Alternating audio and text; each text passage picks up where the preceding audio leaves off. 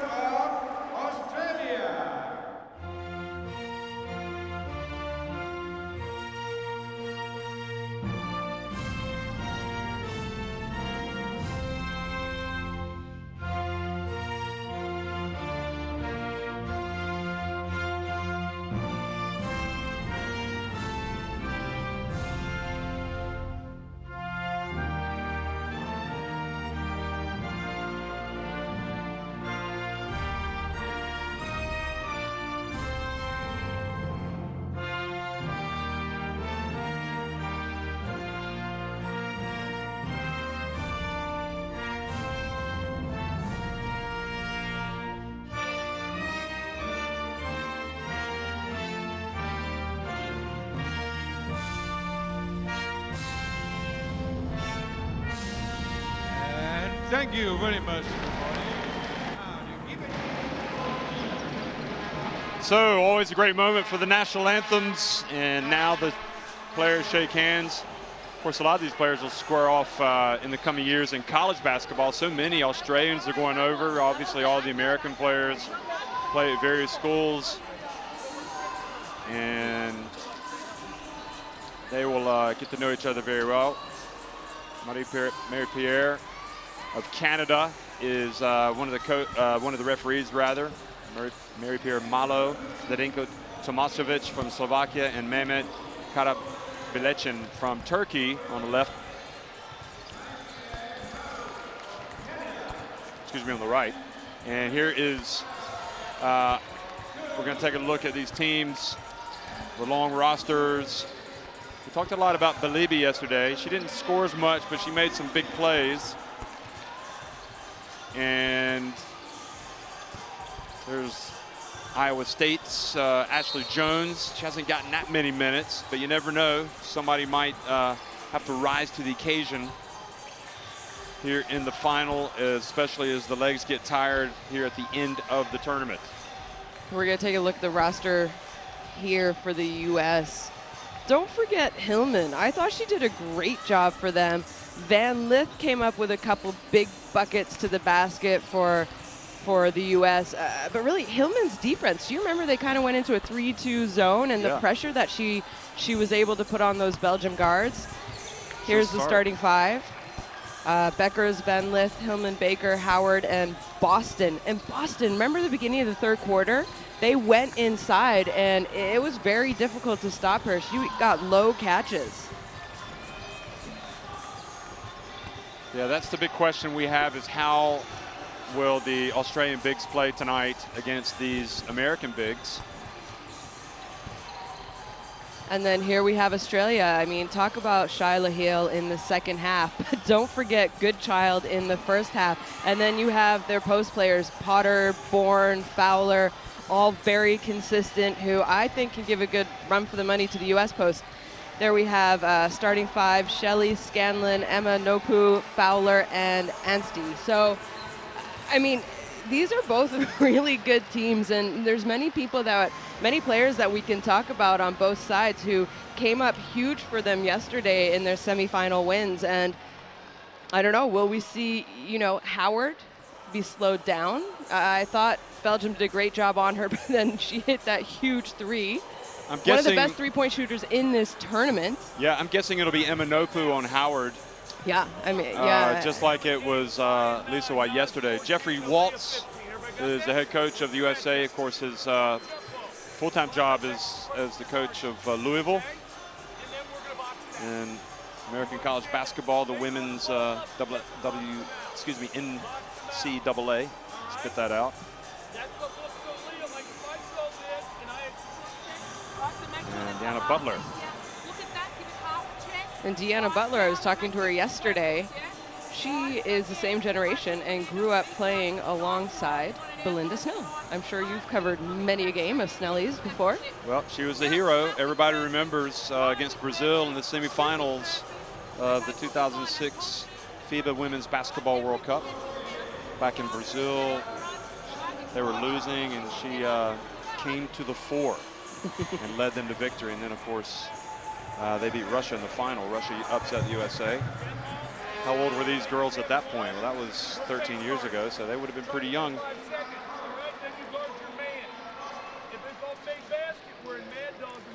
I'm not sure many of these girls had even picked up a basketball at that time. Well, not I don't to know. Certainly, Belinda Snell, if she's paying attention, we're not trying to out your age. Maybe Shyla Hill, Antsy, because of their that's what you're gonna say. Their fathers. I'm pretty sure Jasmine Shelley picked up the basketball at a young age. Yeah. Her grandparents are here watching. A lot of the Australian family members. Chris Anstey's here watching his daughter, Isabel. Also, Shane Hill is here watching Shyla. Okay, we're about ready to start. Good evening. If you're just joining us, we're in Bangkok, Thailand. It's the final here of the FIBA U19 Women's Basketball World Cup. Paige Bueckers has been dazzling at times in this tournament. She'll play at the University of Connecticut next year. But it's going to be Van Lith that starts off with the three-pointer. Not something we saw much of yesterday. And we're seeing some early pressure, but Australia break it. Of course, these two teams met earlier in the tournament, and USA won it, and the press bank worked. And you know, we had an opportunity to talk to Claudia Broussard yesterday, you and I, and we said, you know, about their first game. Bueckers, meanwhile, comes down and shoots it. You know, what did you struggle with? And they said the pressure of the U.S., we turned the ball over. And after that first game, what we learned was we needed to put in a better press break. And here you saw them, you know, already break the press. So they learn fast. Probably not as fast as some coaches would like. Shelley drives in, banks it in. She was impressive in the win over Spain, and she picks right up where she left off yesterday. Of course, everybody really for Australia was impressive. Quick pass to Naz, the captain, Naz Hillman, and now Emma Nopu, who I thought was really good yesterday, but she couldn't get back on the court because everybody else was playing so well, and now the captain, Scanlon, drives in. Emma Nopu, you mean, yeah? Yeah. Yeah, I mean, Goodchild was incredible for them in the first half. Shelley started the third quarter for them. Then you had Heel take over. Van Lith, I'll tell you, the USA not shy about putting up the threes. No. We hardly saw that yesterday against Belgium. You know what? They only averaged 16 three-point attempts. Scanlon, Fowler with the rebound. See why Portland State are excited about having Fowler. She is University of Portland. Oh, University of Portland. Sorry, who's going to Portland State? That's what we have written down, Jeff, okay. But oh, nice drive, and the finish is going to count by Anstey. We just saw that offensive rebound by Fowler, and keep in mind, this is an enormous stat. Good job, way to take the contact for Anstey there. The Australians average 57 rebounds per game, and they average a whopping just under 26 offensive rebounds. I mean, do you know how many second chance opportunities that is and possible points? And that has to be, if you're this USA team, an emphasis. You cannot let the US get to the offensive boards. Well, Anstey's been kind of slow, and I'm not sure she's been 100% fit. She misses that. She started fast today, though. Emma Nopu with the rebound. And another offensive rebound. Well, Fowler puts it up, and here's Anstey, but she was boxed out by Boston. Van Lith got an earful from Waltz in the last breakage in play. Good job by Anstey to get in and get the block.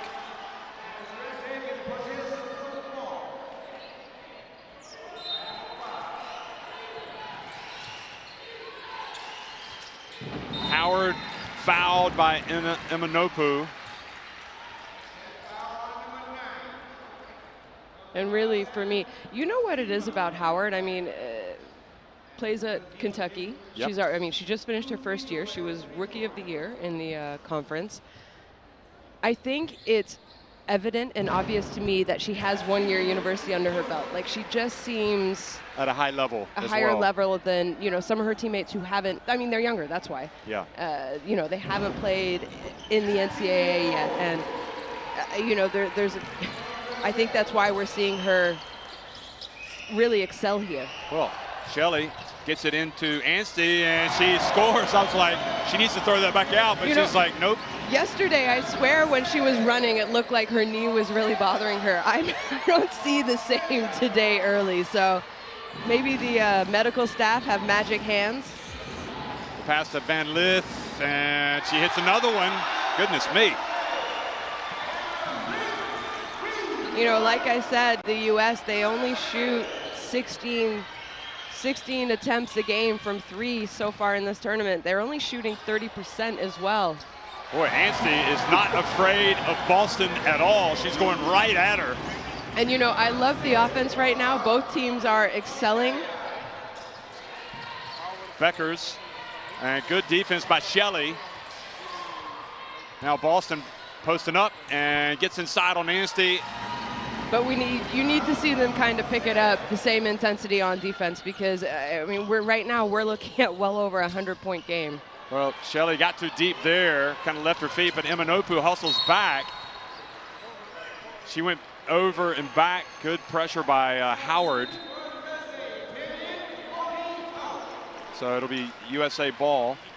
I guess really Australia going to have to get a hand in the face of Van Lith. She's shown that she can come out and knock down that three-point shot. And, you know, going into this game, she was shooting 18% from three, but she's taking under 2 attempts a game as well. So you can't really look at that stat. And here she is again, and this time off target. Quick outlet, maybe a little bit too much, but Scanlon there to pick it up. Australia pushing it quickly. They get it again to Fowler. The Gems are off and running. And the pressure defense by the U.S. is kind of making this Australian team play at a faster pace, but it almost seems to be benefiting them right now. Beckers. Anstey fouled by Belibi. How about Anstey? Here you see Anstey, Fowler here, who struggled with her shot in the first quarter yesterday. I mean, really the whole game. I think she was 2 for 11 in the game, but they were great looks. I mean, as a coach, you say keep shooting. They got to eventually fall, and if they fall tonight, hey, you'll take the shooting woes yesterday. Scanlon this time gets it down low. Anstey again with the rebound and putback. She's playing like a center possessed tonight. Van Lith.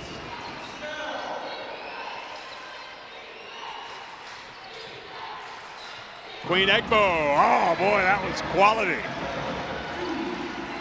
I mean, we haven't really seen her make post moves because she doesn't really need to. Look at the control from Emanopu. Gets it to Anstey, but that was just terrific strength by Emanopu. Now down low, USA going right back at Australia. Egbo, but isn't able to get it to go. Now Anstey has it. Boy, they are not backing down, nor should they. Australia, I mean, they've shown they can be just as combative as the red, white, and blue. The green and the gold. Anstey. Why not? I mean, she has a hot hand. She's 6 for 6, now 6 to 7. She's gonna have to come out. She's bending over trying to catch her breath. She's fatigued. I think we see Potter on the bench right there, ready to sub in. Van Lith. And see right there, you could tell she would normally. She didn't chase the rebound. And now Queen Egbo gets in there. Van Lith again for 3. And again, Anstey trying to box out. You know what? This might be a moment for Australia, one of the guards or someone to pick up a foul. And Beckers. Instead, that happens. You pick up a foul so you can get Anstey, you know, a substitution, really.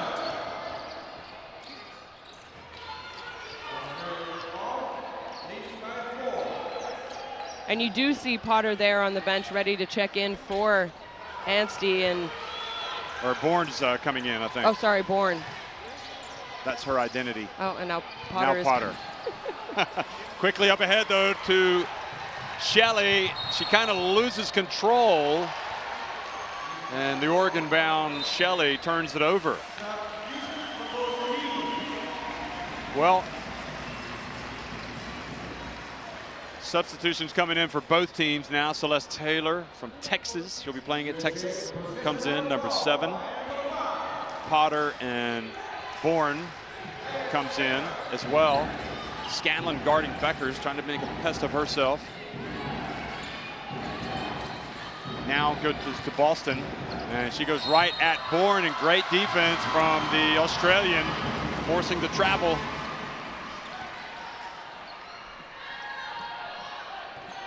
I think we fully expect Boston to get a lot better when she goes to South Carolina. I mean, she's going to be playing for one of the best basketball players, one of the top coaches. And best players of all time. Yeah. Dawn Staley. But what a turn from Bourne. And a block called on Scanlon, but you have to like her defense. She has come out today and really gotten after it. I mean, if you want to beat the U.S., you can't be intimidated, and that's, you know, here. Yeah, good call. It was a great call by the ref. You know, if she had maybe moved her foot a little bit to the left, tried to cut off her a little bit more. She might have actually been able to draw a charge. But what I really like about this Australian team so far is they're not backing down. They're not intimidated. They believe that they can score. Howard for three. That's right where she hit that crucial three last night against Belgium. She is in this tournament, Jeff, 48% from three. That's enormous. Yeah, you cannot leave her open. Probably doesn't shoot it enough, really. No. I mean, I think she only has a 4.5 attempts per game as well, so. Potter this time turns it over, and Howard almost turned it over as well. She was able to control it. Now she's open, she puts it up, and she ties it. Boy, she's probably, you have to say, she is right in the thick of the MVP hunt in this tournament. Yeah, she has been the most consistent player for this U.S. team. Now Potter to Fowler, and the foul on Beckers.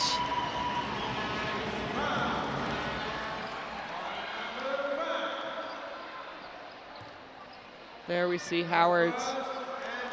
You can't leave her open. I mean, right there, Potter kind of flew backwards on her. You got to force Howard to drive, but the thing is, she's so talented that she can score anywhere. Shyla Heel in the game. She inbounded the ball to Shelley. Shyla was the leading scorer for Australia yesterday. All 14 of her points in the second half. Potter, good control, but didn't finish, and the ball goes over.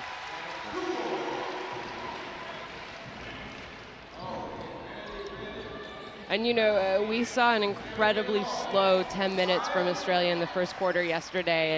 And, you know, you and I talked and said, there's no way they can start like that against the U.S. because they'll be down 20 after 10 minutes. And they've fixed that, that's for sure. Well, they have, but as good as they've been, it's still tied. Great defense by Shyla Hill. Oh, almost turned it over.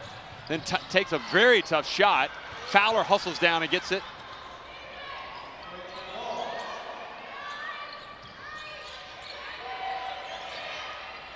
Potter gets it to Fowler. She hands it off to Bourne. And pretty good movement and passing, actually. Just Bourne had a good look with her left hand down there. This pace is really fast as well. It would be 80-80 over 4 quarters. I'm not sure it's going to go that way. Well, Naz Hillman passes over to Taylor, who goes baseline, back to Hillman. And then good D. Oh, boy, how did Boston get that ball? But nevertheless, the shot clock expired. Yeah, great defense from Australia there.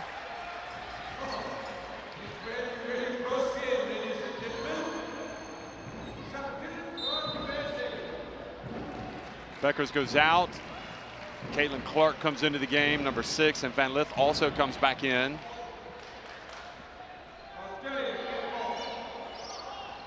So again, some full court pressure here. Australia going to perhaps face this all night long. They do. They get it to Potter.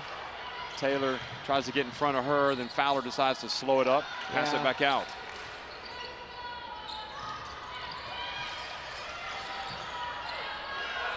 Fowler goes right at Boston.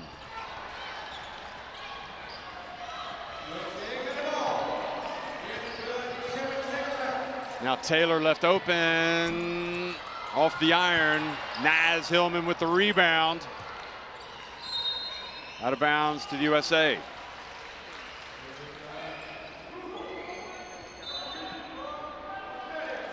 Anstey comes back in for Fowler here for the final 28.4 seconds of the first quarter.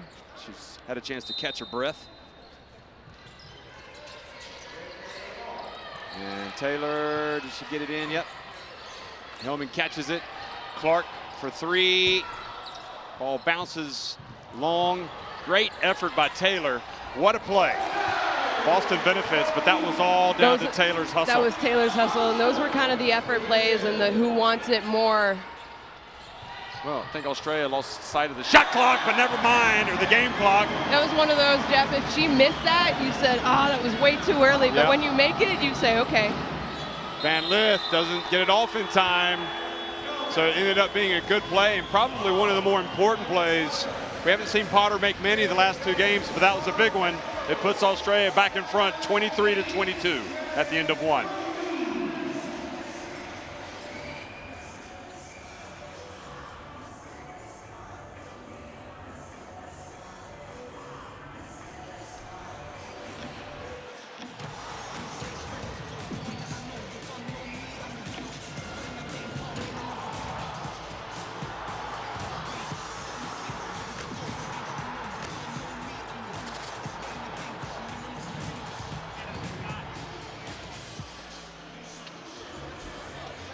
And look at the stats after one. 59% for Australia compared to 36. But look at that three-point shooting. 44% compared to 33 for Australia.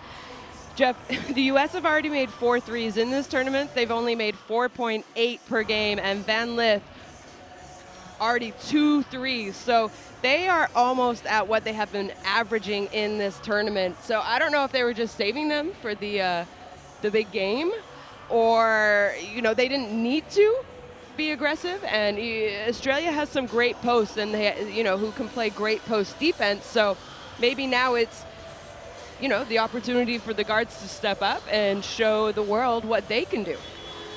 As you look at these highlights, certainly Australia doing what they did against Spain. They're making the commitment to get the ball inside at least early against Spain, scoring 20 of their 23 points in the paint, whereas USA have just 4 of their 22 in the paint. So, and a key stat really you want to keep an eye on is points off turnovers. USA have 3 and Australia have 2. So that's where the USA often calls, well, in fact, both of these teams usually feast on opponents in terms of forcing turnovers and scoring. And then, the offensive rebounding. You see Shane Hill right in the middle of the screen there. Had that legendary confrontation before the 1996 Olympics with Charles Barkley. Didn't back down. People still talk about that. Here's Potter. And good hands by Clark.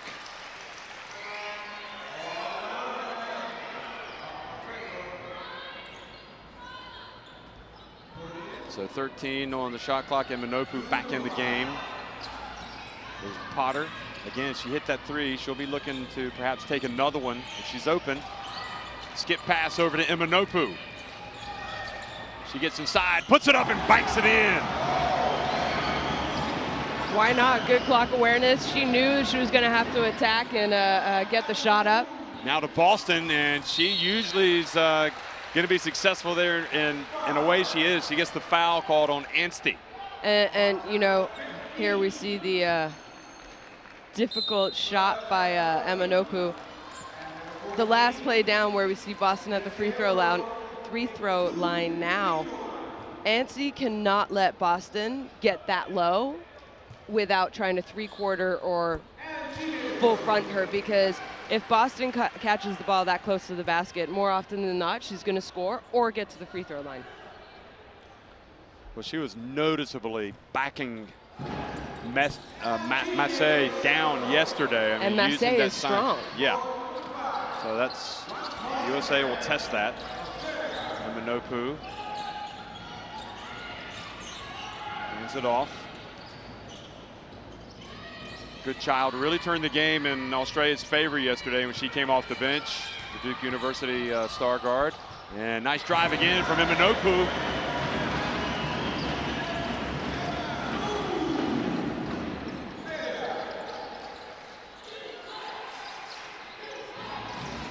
And you thought in the quarterfinals Eminopu was really kind of stepped up and was, we didn't see a lot of her yesterday. Good hands, but then Boston gets it back. Well, they're starting to attack now down low with Boston.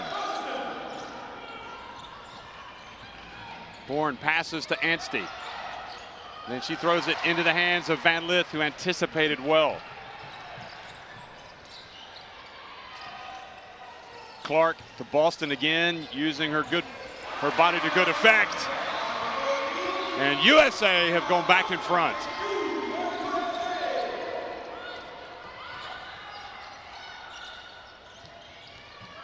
Bourne has it knocked away by Clark, who's now in the middle of the court on the break. She goes behind her back. She goes in and is fouled. Great play by Clark. Good ball handling. I mean, to be able to be going 100% full speed. And you see the ball control. She's going to be a special player. Maybe got away with a little bit of a push off. I actually think that's a really good foul by Heel as well. Yeah. You don't, if she kind of let Clark go and Clark finishes, makes kind of a fancy layup, the momentum, the rush that would give the USA team, it's almost better to take a foul like that and not allow the kind of highlight play, which it would have ended up being.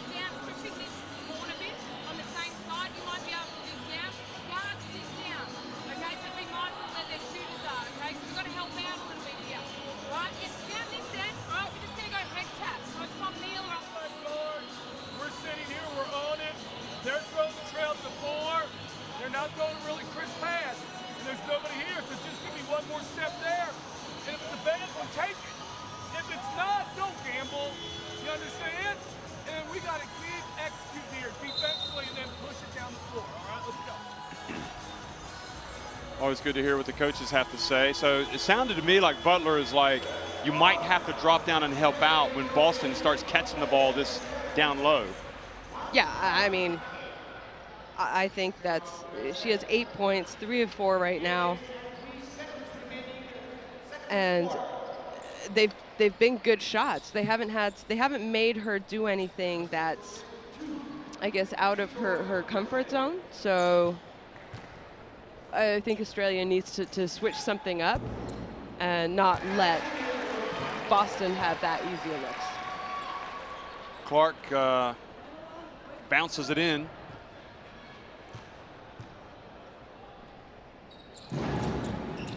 And makes both. And with that, she's going to come out, and Paige Beckers comes back into the game. So good minutes from Clark, I thought.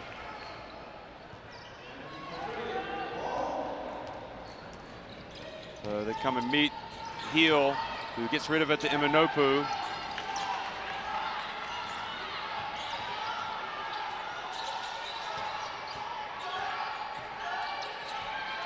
Heel's pass intercepted by Van Lith.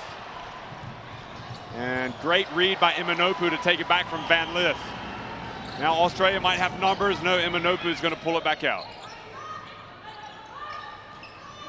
Fowler sets the pick. She's going to roll. Good child passes over to Heel. Imanopu with the board. Good child in the lane.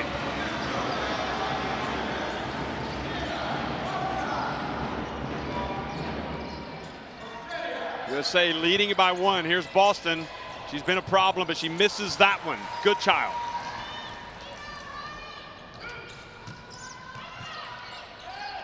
Imanopu open, so she's going to take it. And there's good child for the offensive rebound and putback. Nobody boxed her out. I mean, the hardest thing to do when you're playing zone, which the U.S. are in right now, is to find a man and box out, because you have to go out of the area that you're defending in. And against such a strong offensive rebounding team, that's kind of one of those that you have to, you play it because you think it's an advantage, but you also give up something. Well, Hillman had nowhere to go that time, ran right into Fowler, who's, you can't see it, she's bending over like she took a shot to the midsection. So tough defense there by Fowler, takes one for the team. Shaking it off. I mean, it's a gold medal game. Those kind of things you play through. I think she might be winded.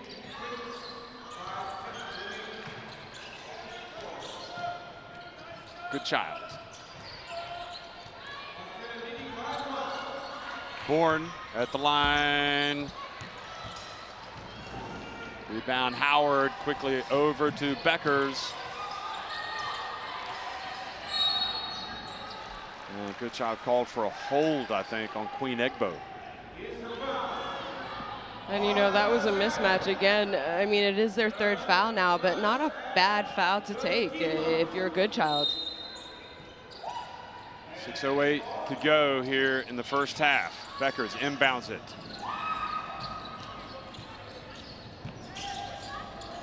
Howard thought about launching it, now she does. USA crashing the boards, Egbo, and now Imanopu, who has been terrific on the break, hands it off to Scanlon. Australia beat USA down the floor.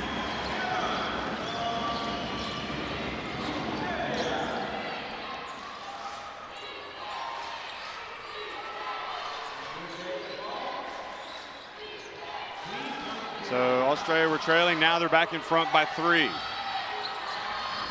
So Boston not in the game. Will they go inside? And Taylor goes baseline, loses control. You know, both teams actually playing quite a bit of zone here early in this gold medal game. And, you know, you and I did the U17s last year. 2 years ago, I was in Udine in Italy for the U19s. You didn't, I think more teams are kind of going to a zone looks in this tournament.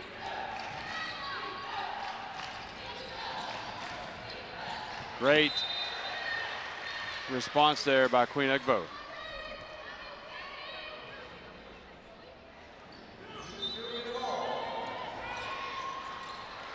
Now the turnover to Howard. Becker's open floor pulls up. Oh boy. Quality stuff from Paige Beckers. She's exciting. I think Gino Auriemma is going to enjoy coaching her.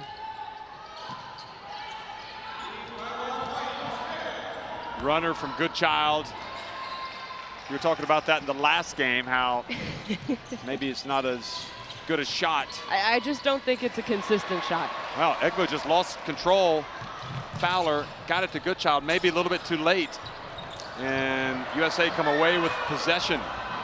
All the bodies down. Here's Beckers again. She'll maybe pull up. No, she's going to fly in for the layup. USA back in front.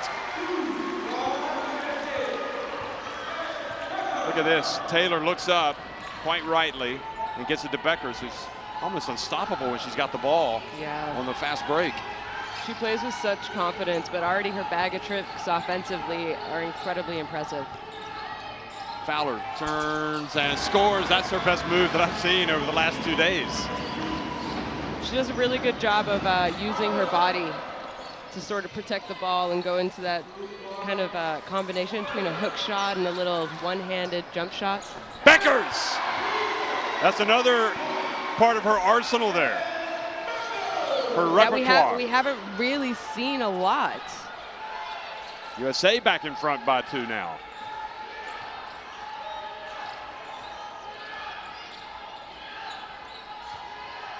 Bounce pass inside, and really Bourne was surrounded. Beckers again. This is where she's so dangerous. This time she passes it off to Naz Hillman. And Butler calls timeout. Great response by the USA.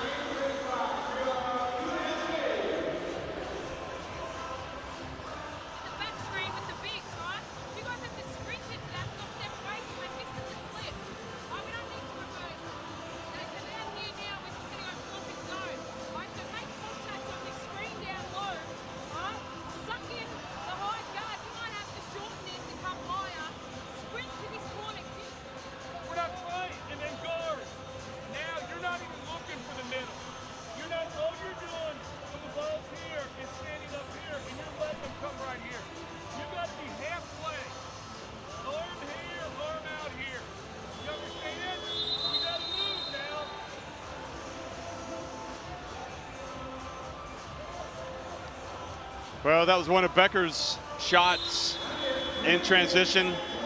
Here was another. She took it all the way to the rim. And then the next time down, she made this. And you know, we sort of questioned her strength of shooting the 3 ball, but she hasn't have done it much in this tournament. So maybe she does have that in her repertoire, and we just haven't really seen it yet because she is so skilled offensively with her jump shot and getting to the basket. Well, to get it to Potter, she maybe could have gone up for an alley-oop there, but decided to come down with it. Probably the smart decision. Now Shelley back in the game. Passes it over to Bourne, and good defense by Egbo, getting a hand in the face.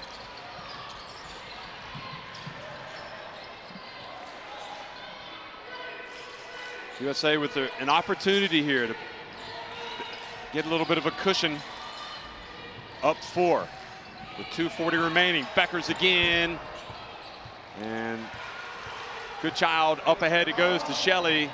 She's open. She'll take it, and she will not make it. Ball goes over the backboard and back into the hands of the USA.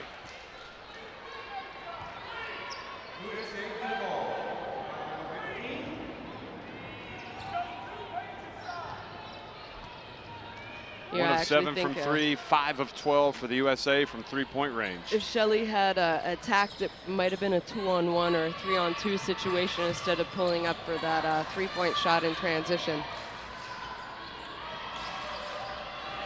Jones in the game now, the Iowa State star, and Fowler gets the rebound.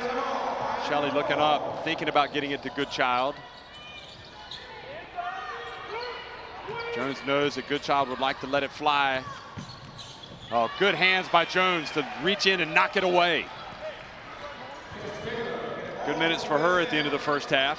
And you know, Goodchild was open on that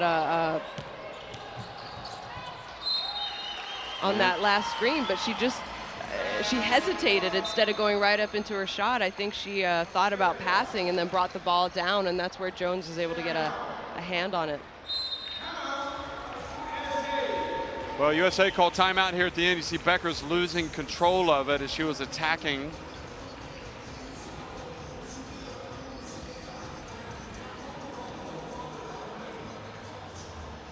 Let's go down to the huddle.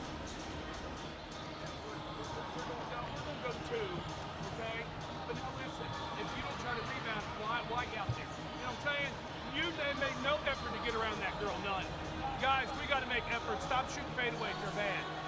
Fadeaway shots are bad shots. Be strong. Up and under. Get You need help on the boards. You got to help us on the boards. One of you guys have to swing. You know you got to be safe. Remember? Right, they're doing a really good job of pushing.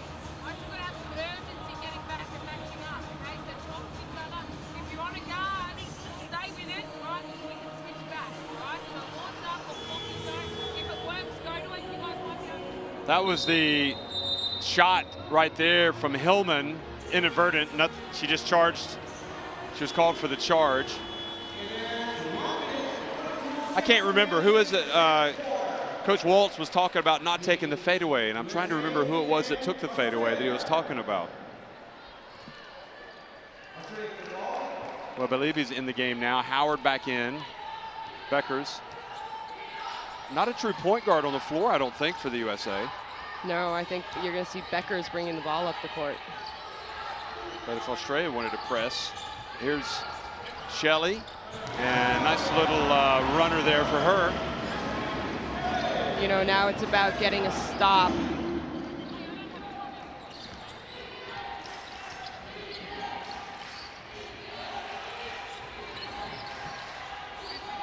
Queen Egbo, heel back in the game for Australia. Good hands there by Shelley to knock the ball away and heel.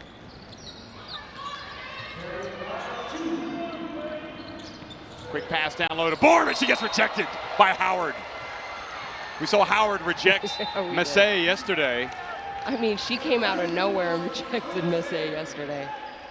So Beckers, Egbo, and Belibe go out, and Hillman, Clark, and Jones are back in. Or excuse me, Boston back in. Jones was already in. There's Clark going for the steal. Shelley, a little bit too hard. Now Howard fights through the defense, gets it to Jones.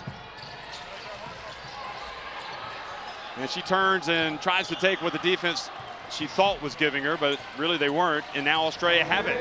Potter took on Clark. Yeah, not a good idea to mess around with Clark, I think. She's pretty crafty. Here's Jones inside. And I think those are 3 bad shots in a row from the U.S. I mean, I think Jones' first attack wasn't that great. Clark pulled up for a 3. They should have held on to the ball and ran on offense. Oh, she takes it early and makes another one. It's the second time late in the quarter they've taken a 3 and made it. Australia needs to. Howard right at the end. She got the backboard and rim. But I guess they figure they're open, so they're going to take it, and that's given them a 40-39 lead at halftime over the USA.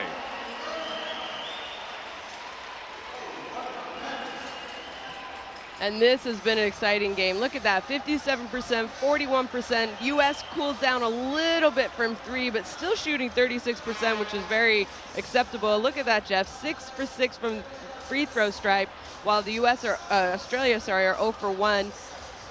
Close rebounding battle to be expected. I mean, both these teams are incredibly good rebounders. The U.S. have the advantage by 2 on the assists.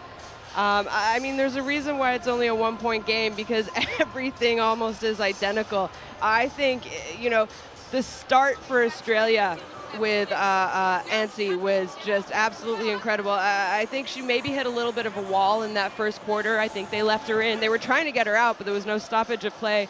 She started 6 of 6 from the field, finishes the half with 12 points and 5 rebounds. But what about Heel coming in, you know, nailing that big 3 for them late in the game, where I was kind of questioning, do you shoot this early, you know, give the ball back with 6 seconds left against a U.S. team that's very fast? How about, you know, Howard coming, nailing 2 back-to-back threes, and then Becker taking over, 11 points, 5 of 7. This is exciting. I mean, this is what you expect from a gold medal game. And, you know, I said yesterday, I thought Australia have a chance to win, you know, beat the U.S., who are dominate this event. Yeah, they didn't win 2 years ago, but, I mean, they're still the team to beat. And I think Australia have come out and proven that they deserve to be here. And I think they're playing knowing that they can win as well. There's no doubt about it. There was an uncomfortable moment. I felt Australia down 4, and USA had the ball. And had they hit you know, a 3 there, they could have gone up 7, and then you start maybe, well. But Australia, Emma Nopu, I mean, when she's been on the floor, she has been terrific. She seems to be around a lot of good stuff. And it's like you said, Heel coming out and making that big 3. Shelley played much better than the second time when she came back in the game. She didn't start as well.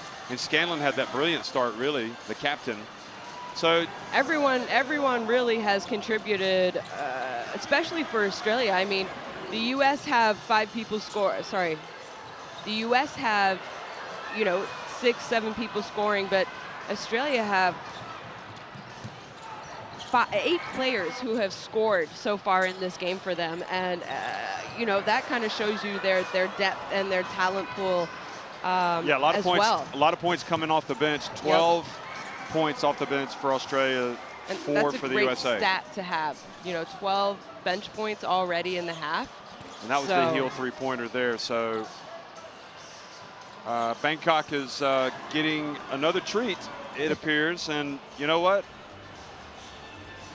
I mean, definitely from Australia's standpoint, they seem to have played better the longer this tournament has gone on. And they appear to be a different proposition now for the USA than in the first meeting with them, which the Americans won quite decisively. So maybe they had more to learn from that encounter than the USA had to learn from their encounter with Australia. I don't know. But a lot of basketball still to be played. So 40-39, Australia on top of the USA here in the title game of the FIBA Under-19 Women's Basketball World Cup. We'll be right back before the start of the second half.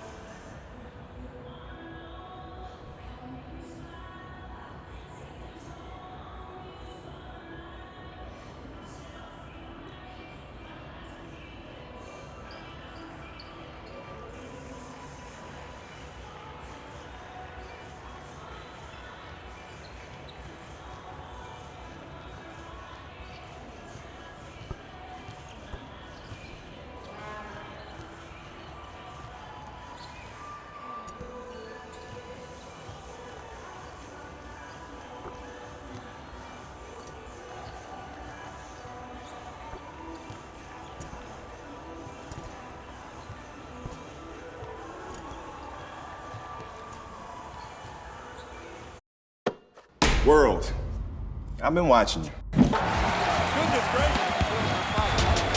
Brazil,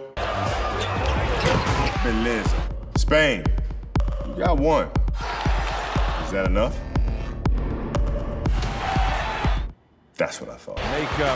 Oh! Okay, Australia. I can feel your passion all the way from here. Yo, France, I know you want it. You just love giving everybody a hard time now, don't you? Ni hao, China. You show me love. Now show me some game. Continues to get the fans. And all of you, the FIBA Basketball World Cup is right here. You want it? Come and get it. USA,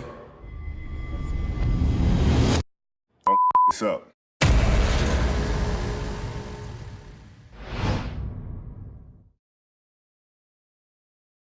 World, I'm Dirk, and this is my man, Son of Dreams.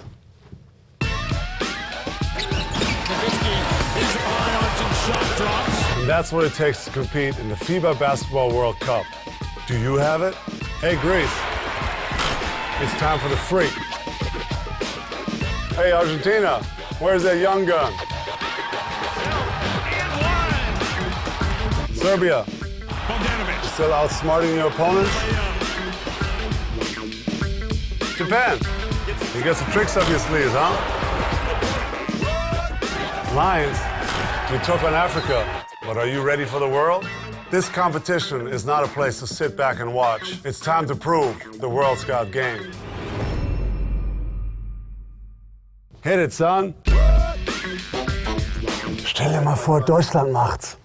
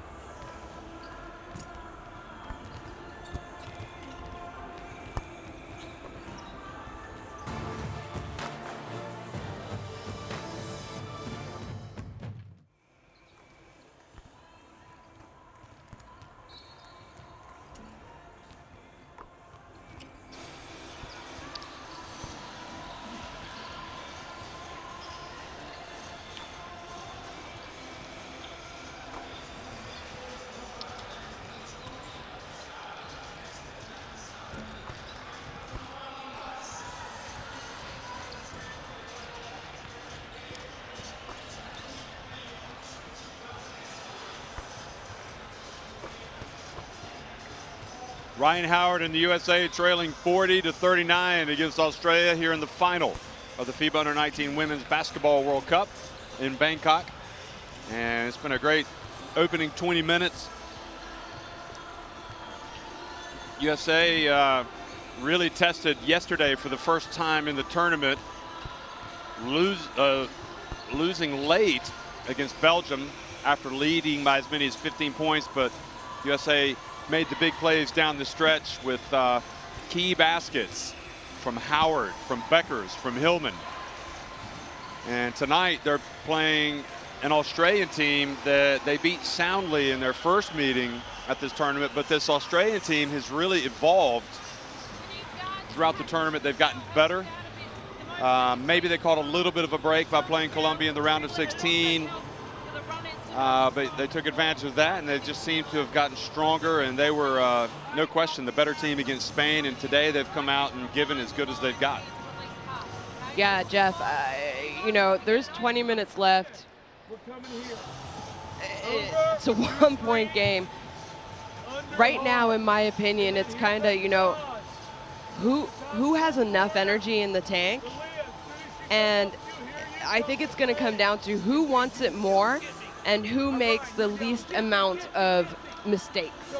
I know those are a lot of things, but you know, fatigue will start to set in, and that's why I talked about the mistake aspect, because when fatigue sets in, you make unforced errors, sort of. And I think it's been a great game so far. There's been some stretches where it's like both teams play a little hectic, and you know, we have consecutive turnovers from both teams, but really it's, I mean, 40 and 39 at half, that's a good basketball game. So I think it's going to come down to who has enough energy and who wants it.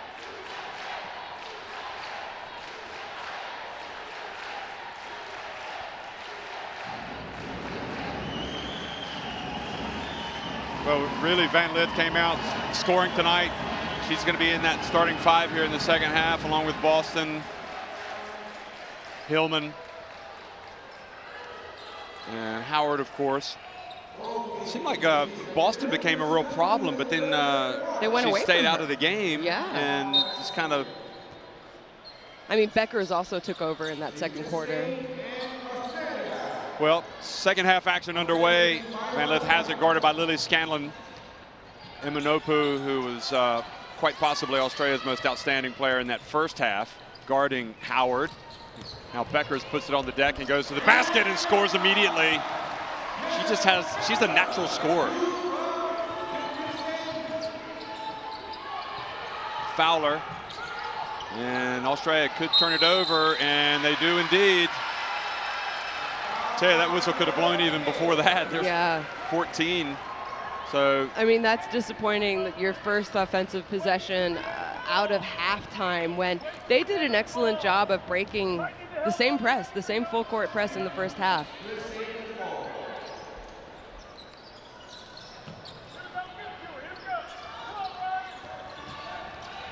So a good start for the USA, getting the Beckers basket and then forcing the a second violation. But now the shot clock violation on the USA. So good defense by Australia. Yeah, I'm not sure anyone was really aware of the shot clock. See right here, they need to get someone in the middle. Boy, Scanlon saved that. Now she's trapped. She gets out of it. Somebody might be open.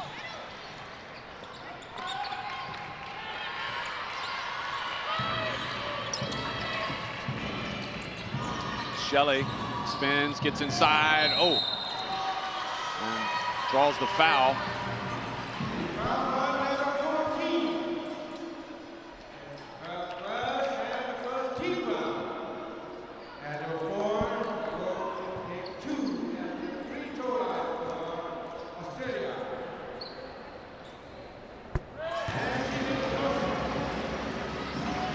Shelley makes the first.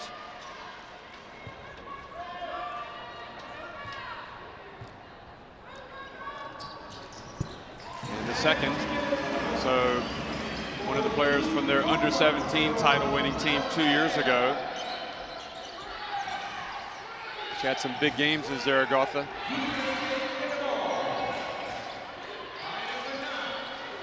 Now Van Lith. Beckers pulls up and hits it. Well, she's a problem. I mean, they've got to figure out what they're going to do with her. This time, Beckers, not sure why she commits the, well, she's going for the steal, but. I mean, it was actually a pretty hard foul. Yep. And it was just kind of unnecessary. Here you see her jump shot. She is good, Jeff. I mean, Antsy was coming out hard with two hands, and she was still able to get her shot off and make it. Emanopu. Oh, tried to dribble past Hillman, but Hillman knocks it out of bounds.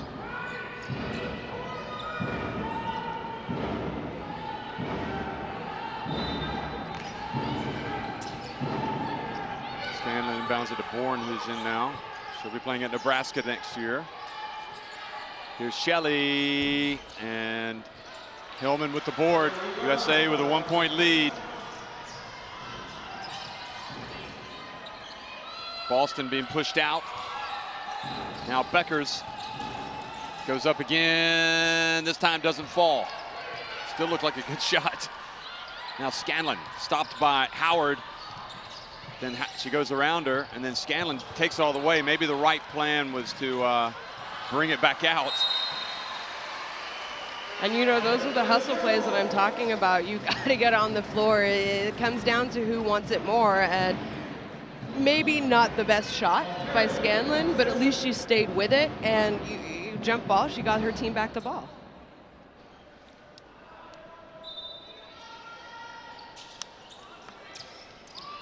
Scanlon inbounds it to Bourne. Spins, goes up with the left hand, but Boston too imposing down there. Bourne not making quite the same impact down low as she did yesterday against Spain. Now Howard dribbles into trouble but gets out of it. And Boston denied but gets the ball back. Fowler guarding Beckers. Hillman back outside to Van Lith. Van Lith gets it off. And Emanopu rebounds and runs. You know, statistically, the stuff that Emanopu does, I don't think really shows up. Shelley for three. Rainmaker. But you're a big fan of Emanopu as well, right? I am. When you get to watch her, you realize her all-round contribution. Yes, really. Yeah. She's first to the ball. She's quick. Defensively, she doesn't make a lot of mistakes. She can stay with guards. She can help inside.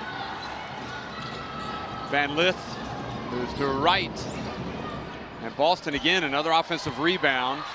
And Fowler able to get the ball and hand it off to Shelley, who passes it up with her left hand to Scanlon. Scanlon just goes all the way again.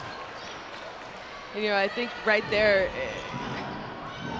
she went too deep. She cut. Charge called on Van Lith. I mean, I just think that was big defense by Fowler. Here we get to see it. She does a good job kind of moving her feet. And Great yeah, call sure by the enough, ref. Van Lith pushes off with her left hand. Goodchild checks back in. Van Lith goes out, and coming in for her, Celeste Taylor. Taylor had some good minutes there for them in the hustle plays in the first half.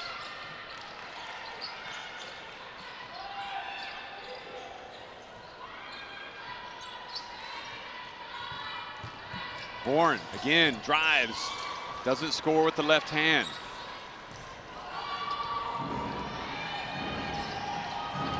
Howard, good job defensively, by Great defense. Shelley. And now Goodchild in the open floor. She's got 3-on-1. She gets it off. Fowler lays it up and in. 4-point lead for the Gems.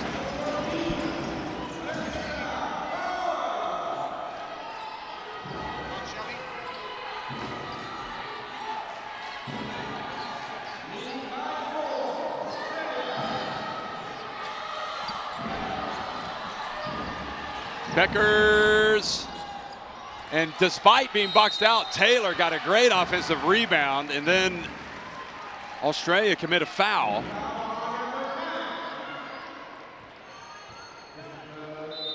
Good play off the bench from Taylor. Belibi now coming back in for Boston. And another offensive rebound for the U.S. And, you know, I think they've done a good job of kind of beating the Australians to what they're typically good at.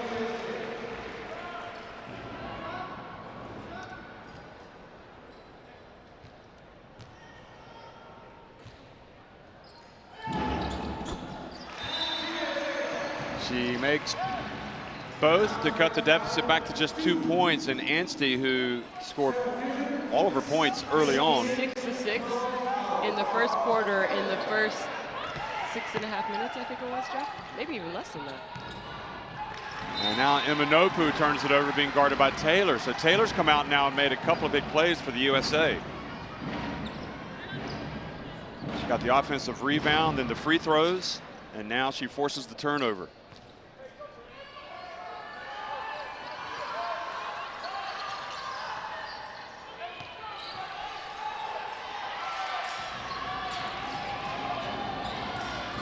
Beckers for three. And Belibi out hustles the Gems to the ball. Howard, she misses the three. They got lucky leaving Howard wide open. That is one person you don't want to see shoot from beyond the arc.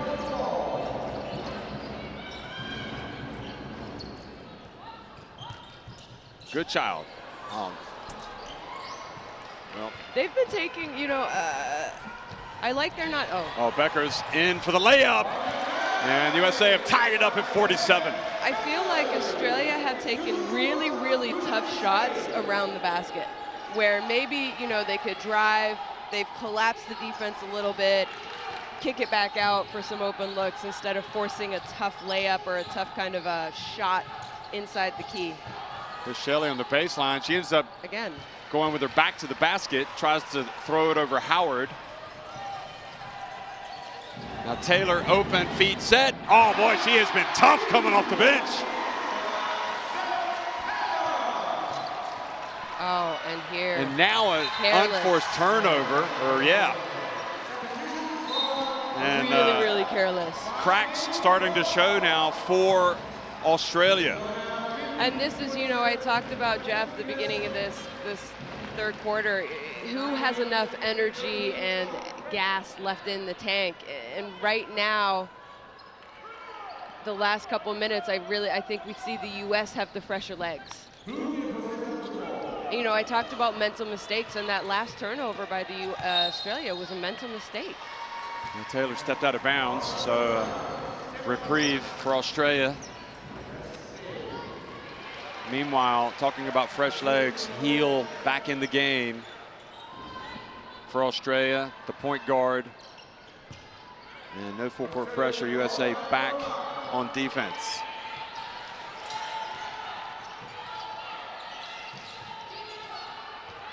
Good child, sees an opening, drives in. Anstey with the offensive rebound and draws the foul. And you know, I like that possession better by Australia. I thought that was a good shot by Goodchild, not some type of a floater. She didn't go too far where the defense were already there. It was a good jump shot, and when you get off good shots, even if you miss, you have rebounders around, and sure enough, Anstey was there, and she's at the free throw line for two.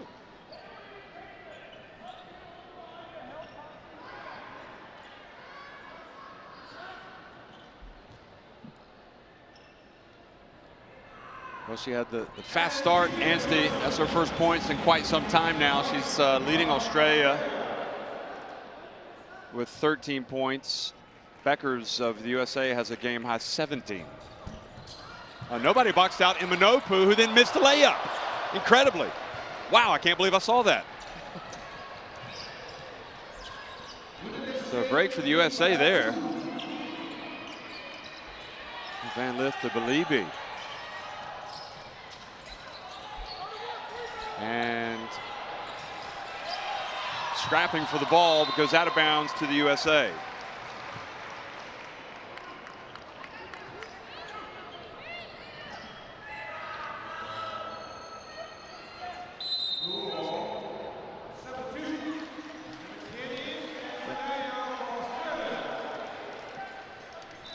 So Imanopu goes out.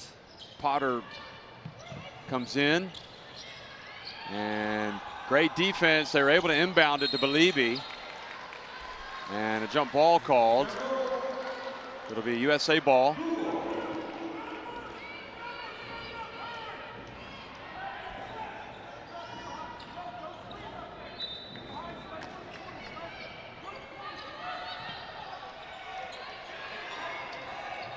Taylor dances to her left, hands it off to Clark.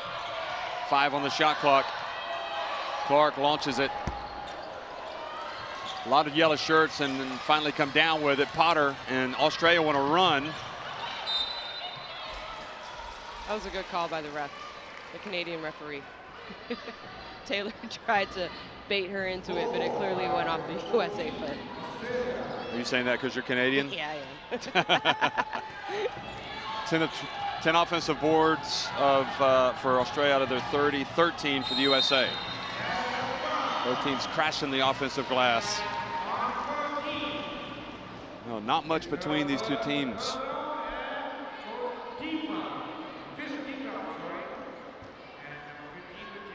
Horatio Muratori, the FIBA president, looking on. Talked during this tournament about a lot about women's basketball and how there's considerable effort by basketball's world governing body to grow the game. Grow the game, really, yeah. You know, have more young girls starting to play the sport and grow it even more globally. You know, we have FIBA colleagues down in Africa a lot, South America a lot. Offensive rebound, Potter, and she goes right back up. And it's like a free-for-all down there. They're wrestling for the ball. This will be Australia possession.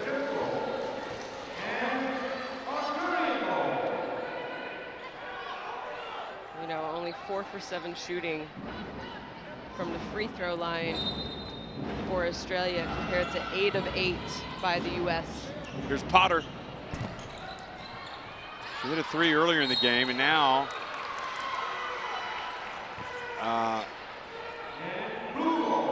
stepping out of bounds. I think Heel thought it was going to, the USA was out of bounds. So Belibi inbounds it. Heel gets back on defense.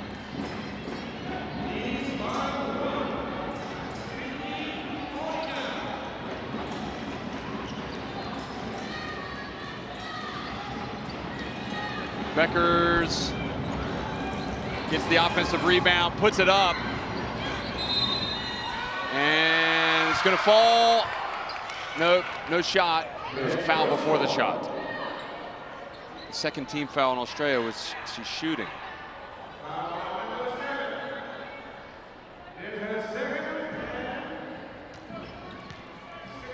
So foul on Goodchild. Shelley comes back into the game, this time for Goodchild.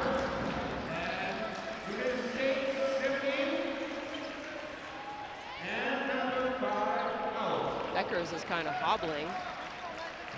She is not someone that hobbles for nothing. No, and she'll want to stay if out you're there. The U.S. She has to be on the floor in crunch time. Yeah, exactly. Belibi gets it to Boston. Boy, look at Taylor get in there and rebound it. Anstey swatted it, and then Potter saved it in bounds to Shelley. But boy, what great awareness by Anstey to block the shot, know it's going off of her, and you always say don't save the ball kind of out, but she threw it far enough away. They're just dribbling too deep sometimes. Shelley drives in, tries to bank it in. Boston with the board.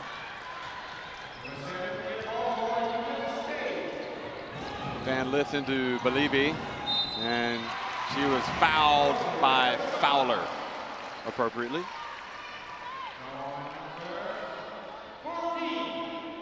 Belibi has been relatively quiet today and also yesterday. The Stanford bound center. Anstey goes out, and Bourne back into the game. I just, the Australia right now are taking incredibly tough layups. I mean, it's not surprising that they're not making them. And, I like that they're not settling for outside shots, but I think you can kind of mix it up. They're dribbling way too far. She makes one of two to take it back to a 2-point lead.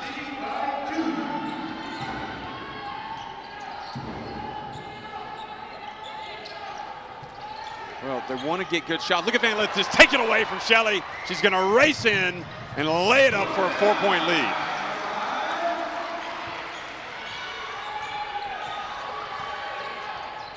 Oh, good play by Shelley to cross up Taylor and draw the foul.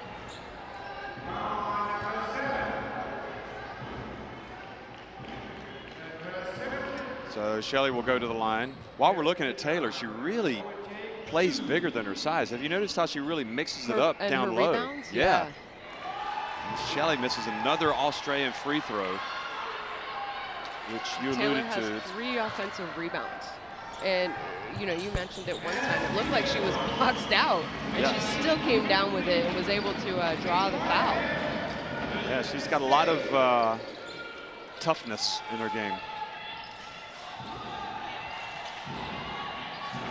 As does Van Lith, as does Howard. Here's Taylor.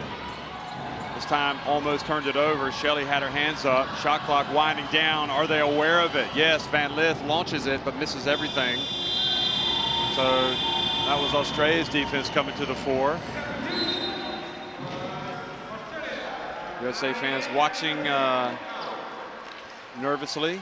Potter out and Manoku back in.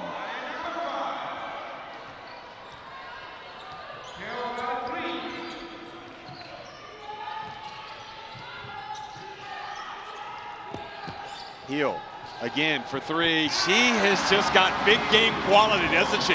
We mentioned maybe the tournament wasn't going the way that she had hoped, maybe Australia basketball fans had thought of before this tournament, after her incredible run last year at the U17, being an All-Star 5. But man, has she stepped up here in the last couple of games. The last 2 games. The second half of that semifinal yesterday. There's Taylor chasing it down. She's already playing pro ball in Australia, so Heel, yeah. So at the young age of she's 18 only, 17. We looked this up yesterday. So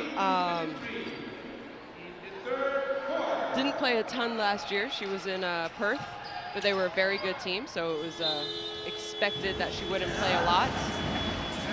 Well, it's anybody's game. We're right where we started, all knotted. 53-53 at the end of 3.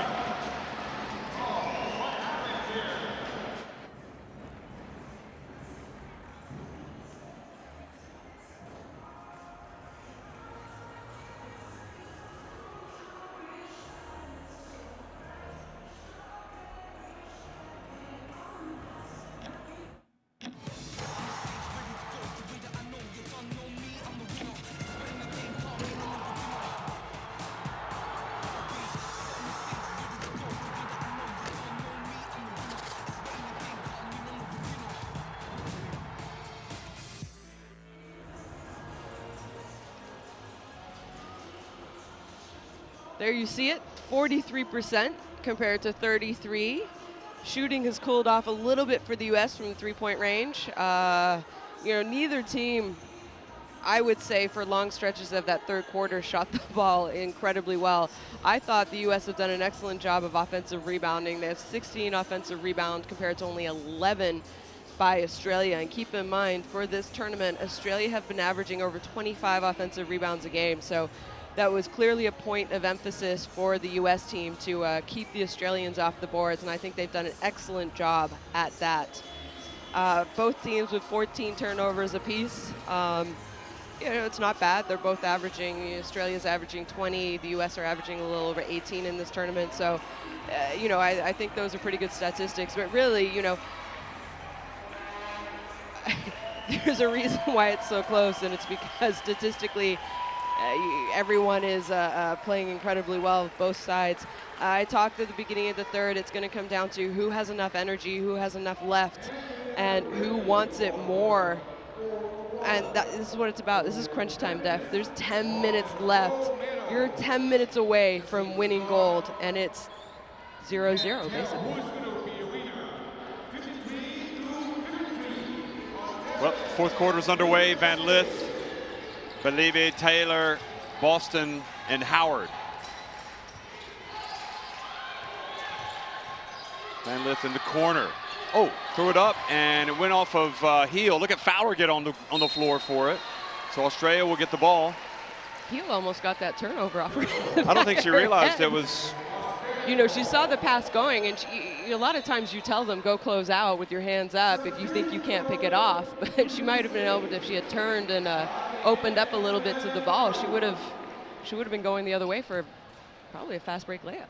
Now, I'm really interested to see the impact of Beckers re-entering the game for the USA. And she did kind of hobble out. She wasn't out long, but we did see her hobble out at the end of the third quarter. She hobbled, but will she wobble on the court with her performance? I think she'll be big. Here's Heel. Three, that's off to the left. Maybe Taylor. not the offense. Here's Beckers right off the bench and right off the back of the rim. But look at Boston, she's so big. She's able to reach up and just get it over the head of Bourne. That's her identity. Here is Shelley. And you know what I like there? In the third quarter, Shelley would have taken that to the hole, and it would have been a tough shot. There, she's calmed down a little bit. She went and then pulled it back, kicked it out, and you know, hopefully there's only 11 seconds left in this possession for Australia, but maybe they can get a good shot.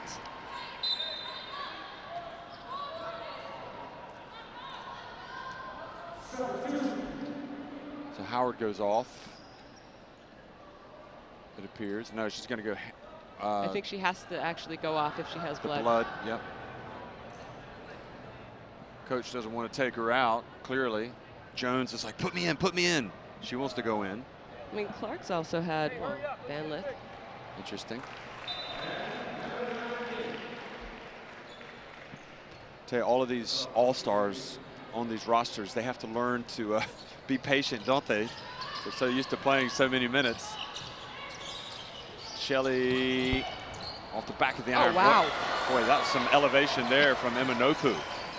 Did you see those hops?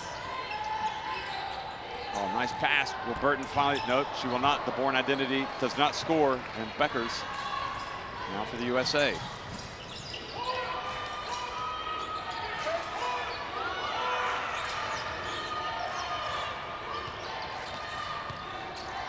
Beckers to Boston. Nice idea, and the foul. And you know what? They're so concerned about Beckers because she is so talented off of the dribble, getting to her pull-up that opens Boston up. And Beckers is an excellent passer as well. She averages over 5 assists a game in this tournament. So, I mean, when you're a threat like that and you also have the passing ability, it's tough to stop. Right after the game last night back at the hotel, Coach Waltz was talking to Boston about catching the ball like that and going up. Here's, oh, look at Anstey run the floor. Oh, but she missed the shot. Unlucky. What a great pass by Heel, though. She kind of broke the pressure. That was just a tough miss by Anstey.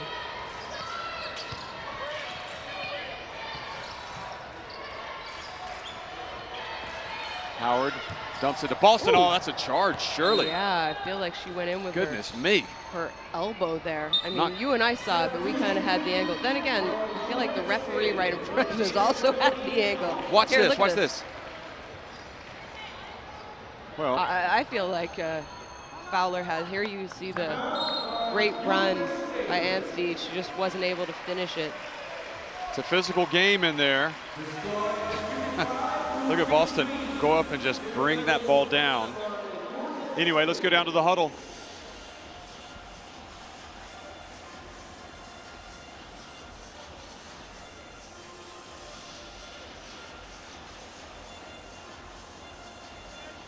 we're going to screen up, go. Go. Naj, you're going first, hard. Fran, you're coming right off of Naj's butt. Look for it right here. Okay, you got 4.6. Make sure we're just switching everything. Right? Switch to anything that goes in this keyway too, okay? They might be throwing it up. Down here, I just want to run a floppy high. Okay? So ball here, Jazzy. Right, ball goes opposite. Right? So you're going to dribble hand on hook. Right? Go get this, and then you're on this full turnout. Okay? So come and get this screen here. Then we got the pin down. We're going to step up screen on this side of the goal. 3, 2, 1. 5 seconds on here. Talking about Anstey, she's 2 rebounds shy of a double-double. She's 14 and 8, 14 points and 8 rebounds. Heel remains in the game with Shelley. Fowler, the combative Fowler. Also Imanopu got a hand on that, but Hillman catches it, and this time a charge was called on Hillman. She called it and just didn't have any room to turn around and bowled over. Yeah, it was one of those. It was. Who took the punishment? I think it was Shelley. Kind of a tough call against Hillman, but she had nowhere to go either. Well, USA with that 2-point lead. Plenty of time. Anstey, good defense by Howard.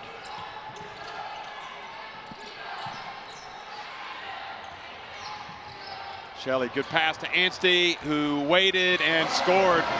She has been outstanding. Wouldn't you love to see her have the kind of fourth quarter that she had in the first quarter?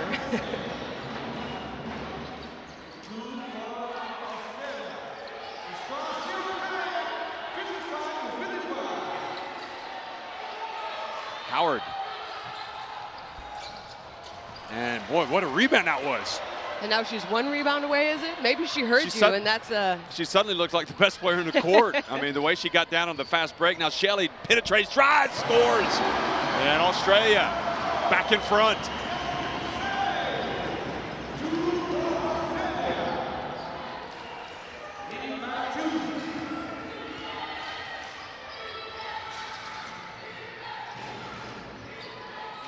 Belibi holds on to it, ends up knocking it out of her hands, but Hillman's there to pick up the ball.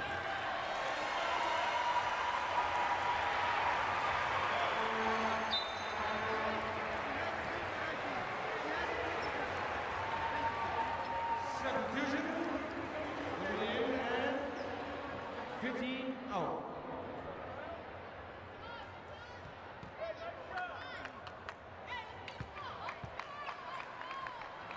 Australian get a ball. The score 57-57 in the fourth quarter.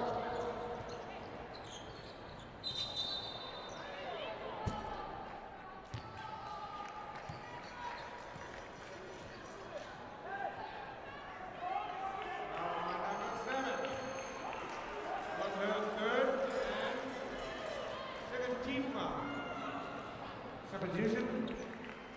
9-7 out for USA.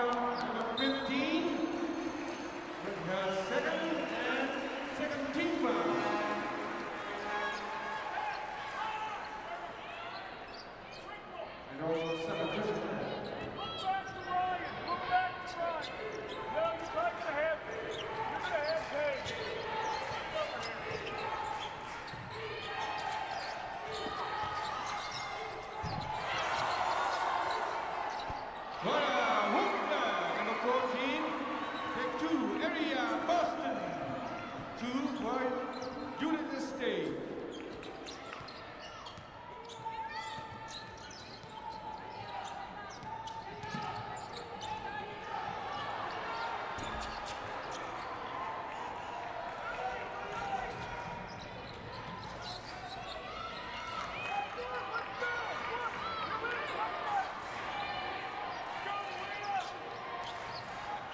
Carrying by 1.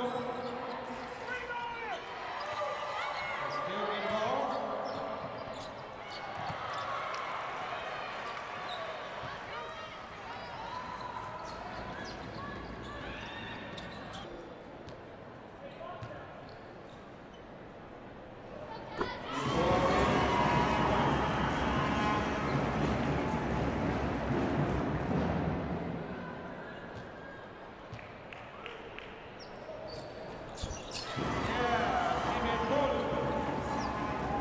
Leading by 3 in favor of Australia.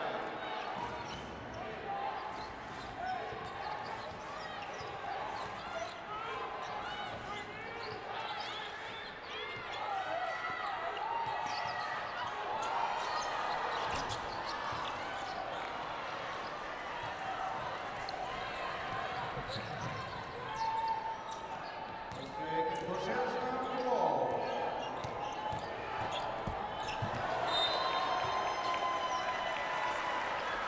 And blue. Substitution for United States. Number 16 and number 7, no.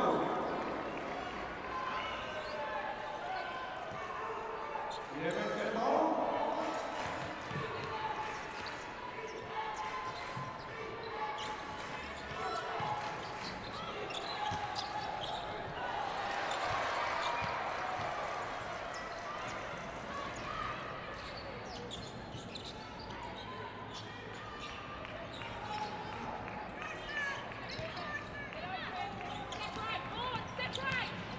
And Bourne has been terrific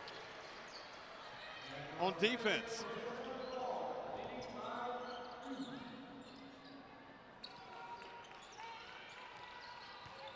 Shelley. Boy, you feel the fatigue, don't you? Look at Shelley spinning and scoring. I was just about to say, no, Shelley, don't take the kind of shots you were taking in the third quarter, but Three-pointer from Van Lith. Money time. I mean, you have to play every second of every possession, offense and defense right now. Bourne, she makes the pass. Great defense. I think it was Boston with the block. Here comes Clark in the mid-court. Hands it off to Van Lith. She's blocked by Heel. So 2 shots coming for Van Lith, and in the grand scheme of things, really you want to make her earn it at the line. Absolutely. You know, again, I don't think it's a horrible foul by Heel. She did that in the first half. Van Lith so far in this tournament is only shooting 57%. Look at that block from Bourne on Hillman. It's a two-handed block. And then look at here's the shot by Shelley that, you know, those are the kind of shots. Actually, I feel like in the third quarter there was defense coming over to help, so she was shooting that shot against 2 people. Well, there it was against Van Lith, who she does have a height advantage against. Well, USA have been good at the line, but now they're 10 of 12, and that'll count. So now 11 of 13, and it is oh so close. A 1-point game. USA hanging tough. That was a huge 3-pointer by Van Lith. And now she goes to the line and makes 1 of 2. And again, you know, she is only a 57% free throw shooter in this tournament, so maybe that's something that you have to be aware of coming down to the wire in this game if you're Australia. Heel gets rid of it. Into Bourne, tough shot. Fowler follows it up. And a jump ball was called. And it'll be USA possession. And looks like Beckers went down as well. She's going to get helped up. I'll tell you what. You know what? USA was down 5. I mean, you look back at it, and that 3-point shot by Van Lith was absolutely huge. Huge. But you know, no hesitation. What's disappointing is that I felt like the Australian defense wasn't really there. You just cut that off. That's your layup.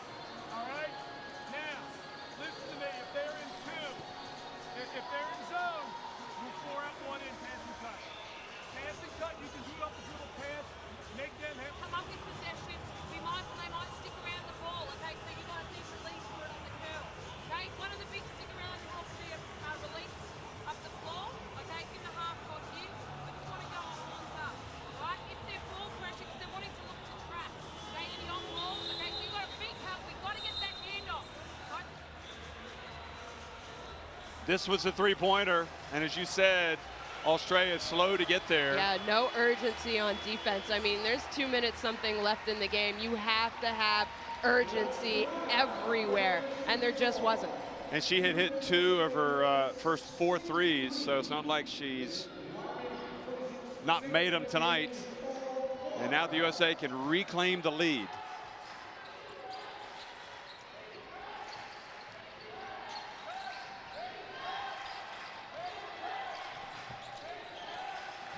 Van Lith again, behind the arc. Now Howard back in the game as well. And it goes to Boston, bounce pass, well read by Eminopu, forces a turnover into the hands of Heel. And Fowler has Clark behind her. And look at that, Clark, that's her kind of play right there. Really she doesn't give up. Great job by Clark. I mean, she hasn't played a ton of minutes for them, but talk about coming in and forcing a huge turnover. And then who else? Anstey comes back into the game for Australia for Bourne. You know what? I think Bourne had some huge minutes for them late. She did indeed.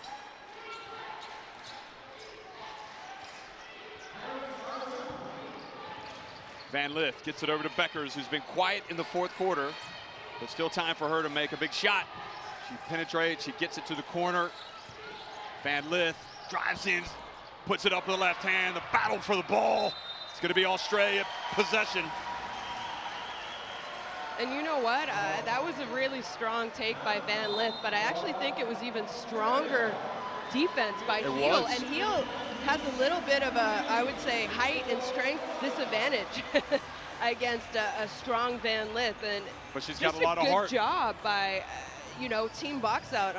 Basically, you saw 8 women underneath the basket trying to rebound. There you see the top assist leaders. I mean, it's a pretty good stat. You have more than 3 people with 3 assists for Australia.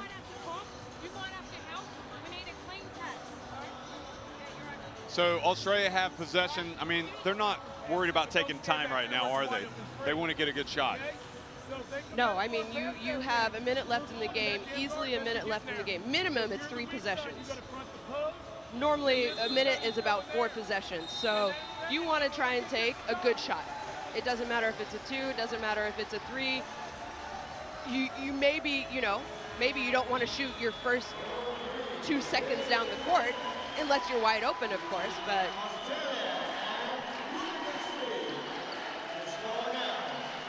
Anstey back in, she rolled the ankle, she's gritting it out. And so Australia called the timeout here.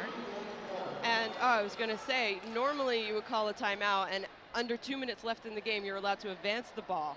So it was a little confusing why they were about to take. And the reason you do that is you don't want to risk turning the ball over underneath the other team's basket.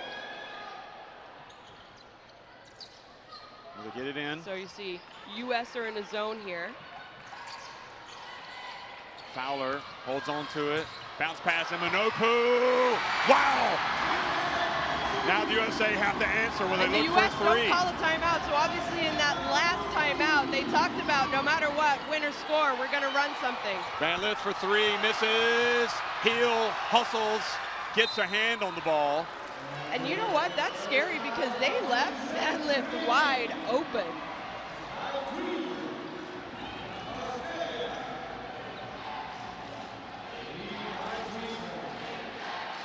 Nervous moments for the USA, down 3. Denied the title 2 years ago by Russia in Italy. Here they are back in the title game. I would not be surprised if Becker kind of takes over and makes a big shot for them here. Well, she puts it up, but short. Hillman, though, the offensive rebound, another chance. Van Lith penetrates, but has it taken away by Eminopu. And now Anstey has it. And Anstey, she caught Howard big time, and it was. They're gonna talk about it. I think the ref changed his call. Yeah. I think it was a foul on Howard, and then an offensive foul. Yeah, and this is what they're talking about. But can't they go to video replay here? I don't.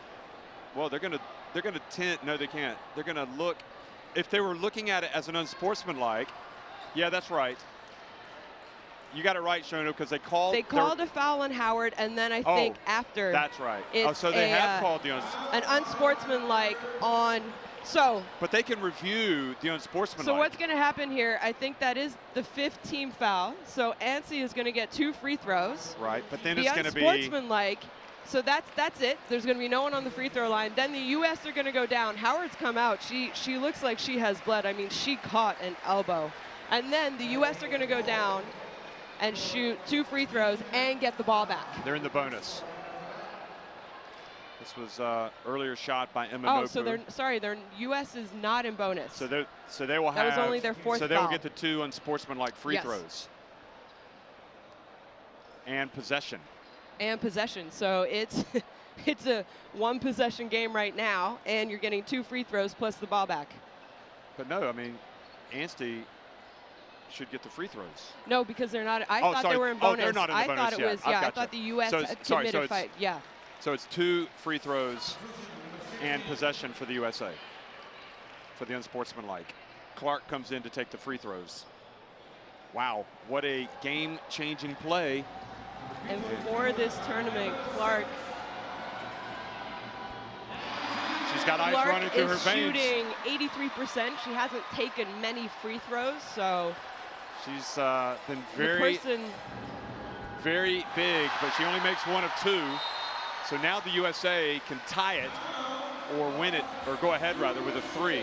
And will they attack early? I guess they're not. We'll get to hear the timeout. They're not going to take it down. They're going to go. No. You have to in case you miss. Yeah. In case you miss, you got to give yourself another opportunity.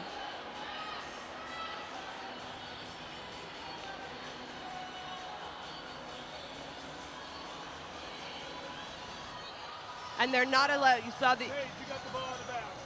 Okay? Hey, you got it out. All right, Caitlin, you're here. Now, Haley, you're here. Okay? Caitlin, you're here. All right, it's going to be our play here. Here's Alina Nod.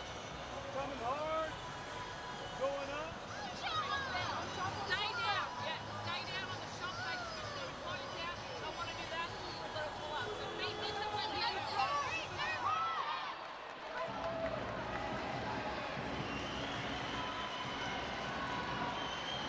Nervous looks from the USA parents and family members. So, you talked about the U.S., they have to take a shot. You don't want to take a bad shot too early, but you have to take a shot in case you miss the ball and you don't get miss the shot, you don't get the rebound, so you can foul again and have another opportunity to score. Well, a memorable play. Oh, they're going to throw it over the defense. Van Lith catches it.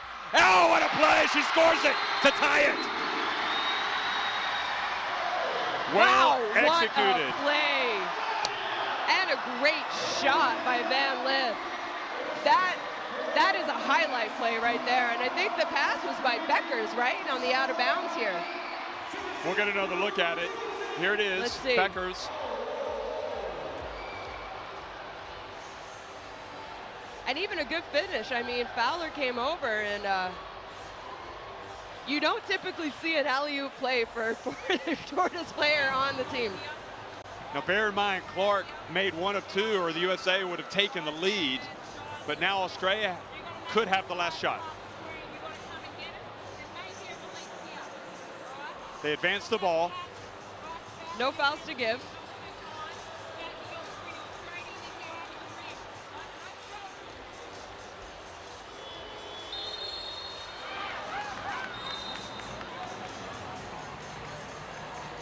I mean, that was.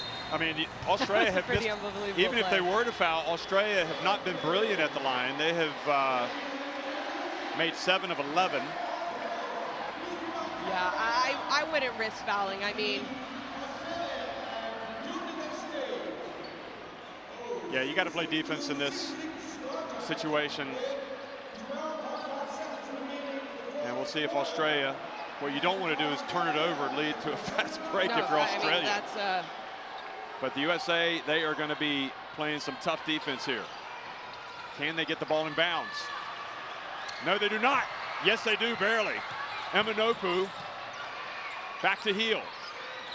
It's go time for Australia, but the D is there for the USA, and they have to put up a prayer, and they do not, and we're going to overtime, and that was about as well as the USA could have played defensively. They gave nothing away. I mean, Australia couldn't even breathe there on offense. That was wonderful defense. They didn't really take risks, but it was strong defense. I mean, there was no opening. I don't think the Australian players could even see the basket. No, they couldn't. That was the best 12 seconds of defense that the USA played the entire game. Absolutely, and there you saw the stats real quick at the end of 40 minutes, and like any good basketball game, we're going into overtime. Here you have the highlight. That was the 2 points by Van Lith to tie the game. I mean, an alley-oop pass to well, the she was shortest. being guarded by Heel up top, and then she, I guess but no, Heel. she cut up top, so Heel went hard Right. trying to deny. I mean, that and was then the she went play back that door, coach basically. drew up. Or went back. So, and she still had a hand in And the again, face. Fowler came over. It was pretty good defense, but she was still able to. I guess you and I can sit back down. Yes. We have 5 more minutes. Does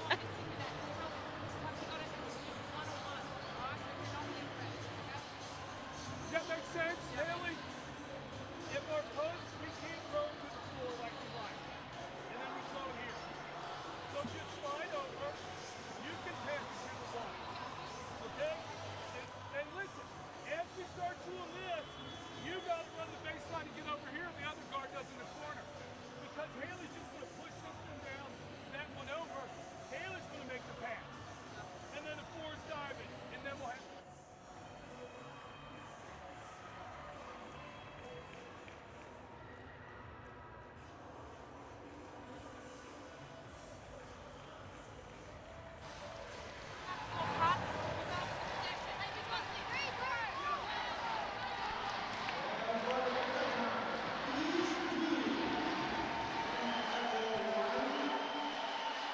Well, you know, USA has the momentum right now. I mean, they got the big play offensively, and they also played defense at the end.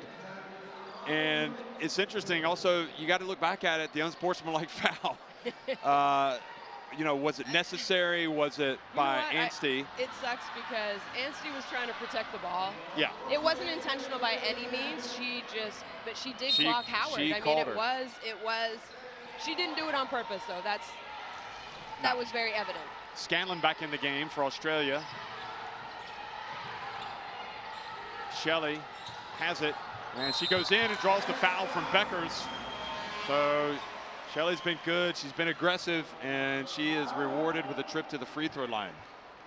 She's got 16 points tonight.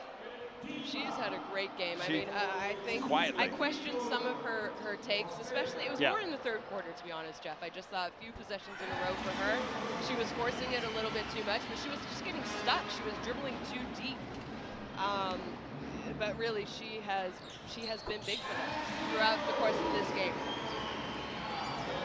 Well, her grandparents here watching her, and just watched her put them in front by 2. Now the USA. Boston catches it a long way from the basket. Beckers. Oh, and Boston just cleared out that time. Anstey. Tell you job what, by Anstey. what Boston wants, Boston gets, but she gets called for the foul that time.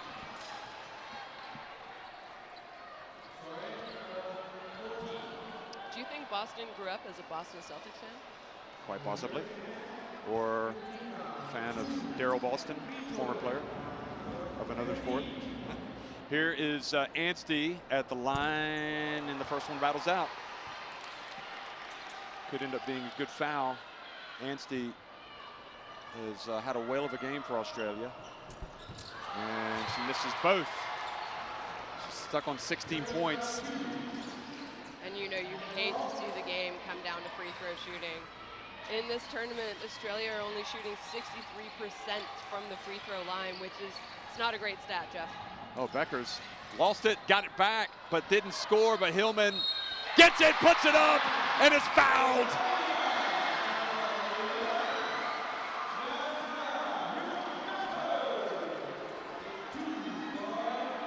Rebound is the statistic of desire, and Hillman had plenty of it. And really, I mean, I talked about Australia being this incredibly strong rebounding team. Well, this time Hillman misses but chases the ball down in the corner. Boy, both teams really wanted it. But the USA got it. Now Beckers, who just hasn't been on her game in the fourth quarter, at least scoring-wise. And then Boston goes down, and it goes off of Boston. We did see Beckers hobble out. She came out with about a minute left in the third quarter, and something was bothering her. Yeah, and she was hobbling. Yeah, you know, she started the fourth quarter, but I agree with you. I don't think, she definitely hasn't been the player that we saw in the first 3 quarters of the game. Scanlon guarded by Van Lith. 2 feisty players going up against each other. Keep in mind, both teams are in bonus, so any foul anywhere committed, they're going to be shooting. Fowler, well, I thought she threw it away. There's Scanlon, an air ball, and Eminopu is called for the foul. And I just talked about both teams are in bonus, so any foul committed anywhere, you're going to go down and shoot free throws. In my opinion, that's a very unfortunate foul by Eminopu. I mean, it's unnecessary. You don't have any chance of getting that offensive rebound. You know, Hillman already had it. She had clear possession of it. I understand, you know, you always want to play, you always want to be aggressive, but you just give up 2 free throws. Well, Hillman's missed a couple of free throws now in a row.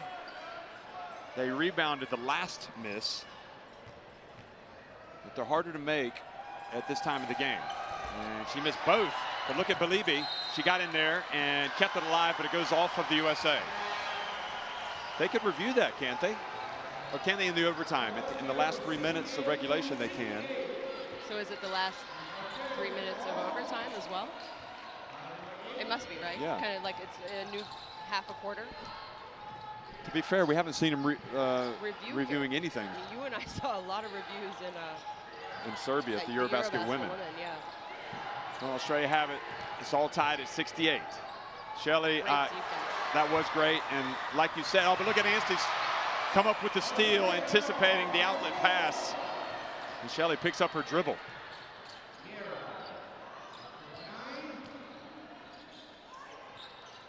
Fowler dumps it over to Anstey. Great defense by Balibi, though, putting pressure on Anstey. And both teams turning it over now. I think both teams are tired. I mean, that first 40 minutes took a lot out of them. Yesterday's game. 21 turnovers for the USA, 18 for Australia. 7 seconds on the shot clock. Howard hands it off to Balibi. She was blocked. And 3.6 seconds remain. Boy, they're letting them play.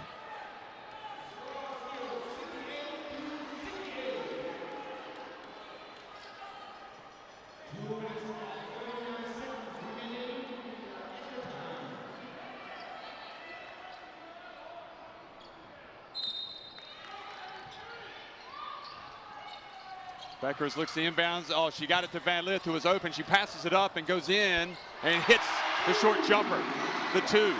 I mean, nobody has been better for the USA late in the game than Haley Van Lith. I mean, she has been clutch for them. If they win, she's going to be a big reason. Her performance in the last few minutes of the fourth quarter, sorry. Well, the ball knocked away, but Eminopu gets it. Now inside it goes to Anstey. Takes a tough shot and rebounded by Howard.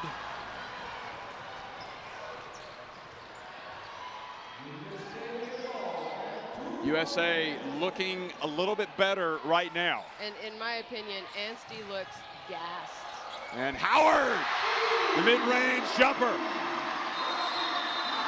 USA back in front by 4. I don't think Howard's had her A game tonight, but that was a big shot. She has, tonight, Howard has gone 3 for 12 from the floor.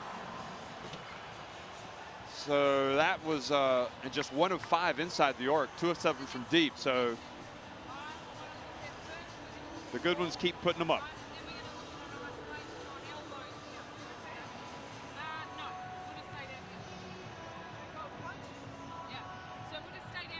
And then we got to rotate and keep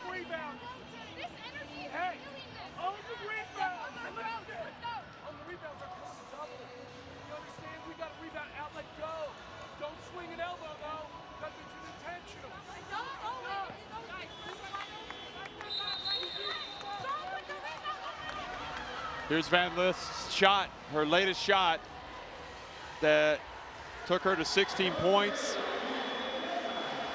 Of course, her most famous basket came late in regulation to tie the game, which effectively forced overtime.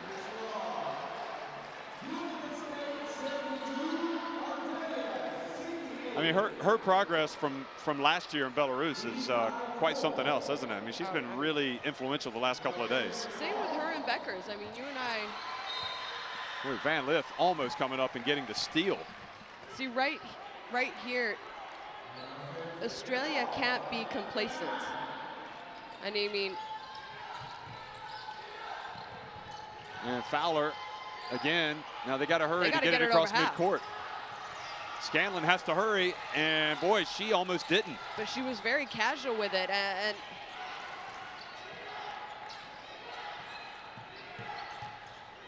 USA by 4 points. Scanlon penetrates, tries to hand it off, and the kick, they're going to put 14 seconds on the shot clock.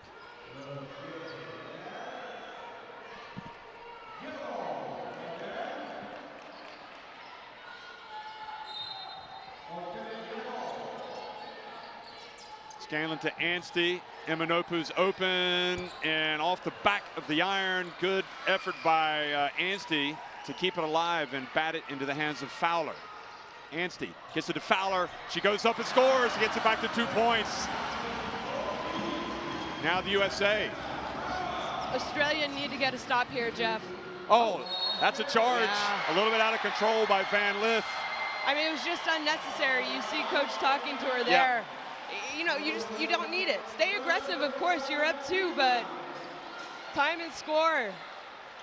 And that's good coaching by Waltz. He didn't complain. No, just telling her. He used like, it as a teaching moment. Yeah.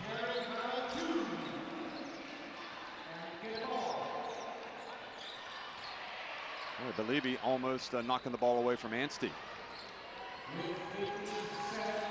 Shot clock down to 7. A little bit of a double team action here. Fowler gets it over to Scanlon for 3. That would have put Australia in front. Fowler with the rebound. Look at Believe come in there for the steal. Fowler, what a play. Turning it over there. I mean, she came up with a huge offensive rebound. She almost could have dribbled and taken a layup herself. Right now, you need a stop. You got to get a stop and a rebound. USA basket, they might put it away. No, Howard short, but the offensive rebound. Believe has been huge.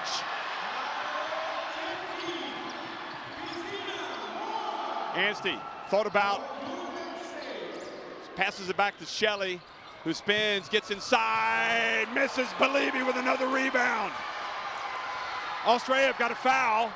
They've got a foul, but they're not going to, and the USA are going to win. How in the world have they won this game? They were in real trouble with 1.8 seconds remaining. It's heartbreak. It really for is. Australia. I mean, there's so many points of the game that you can talk about, Jeff, but sport can be incredibly cruel. There's no other way to it goes back to it goes back to the unsportsmanlike foul for Australia. That is what has swung the game. By no means are we blaming Anstey. I mean, I know the unsportsmanlike was on her. Nothing about it was intentional. Unfortunately, when she was trying to protect the ball, her elbow made contact to Howard's face. Wow, they're tired. Howard misses both. Anstey rebounds it. And the USA celebrate deservedly. They were outstanding.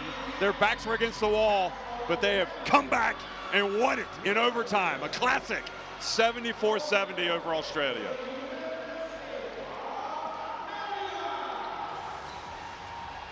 Well, you got to say, what a celebration for women's basketball. I mean, or just say a celebration for basketball. That was an absolute terrific, gritty performance from both countries. Nobody really deserves to lose that one. But at the end of the day, you got to be able to make plays down the stretch, and you feel bad for Anstey because she was outstanding, really, in the game. She was, you know, 12 rebounds to go to 16 points. I thought she was absolutely incredible. It was She the had best 4 blocks. game. It was the best game she has had in this tournament by far. And I'm going to tell you right now. And it, how about I mean, USA just had so many players that come out and make plays. I mean, Believy at the end got the steal, then she went down, got the offensive rebound and put back, and then And Beckers. I mean, she went quiet, but she had 17 points in 30 minutes in the first 3 quarters. So here you see the stats. I think that rebounding, 26 offensive rebounds for the U.S. That's you know, almost a game winner for me. Both teams with quite a few turnovers. We talked about this yesterday. It's sort of typical and common at this level. Here you have the high scores. I mean, in my opinion, Van Lith was the player of the game, personally, for the USA. Van Lith had 2 threes in the beginning of the game. Yeah. And then kind of was quiet, did what she needed to do. Look at that, 3 steals. And she won it for them in the end, Jeff. Yeah, she did. Clutch shooting by her. And Beckers led them with 17, Van Lith 16, Boston 12. Shelley was terrific, 18 points, Anstey the 16. Anstey was absolutely incredible, and it sucks because she's going to be thinking about that unsportsmanlike, unfortunately, for years to come. She will, and you learn part from of the learning process. I mean, I think we're going to see a player like Anstey around at the next level as well. And, you know, heartache and disappointment makes you better. It really does. It forces you to work harder and learn.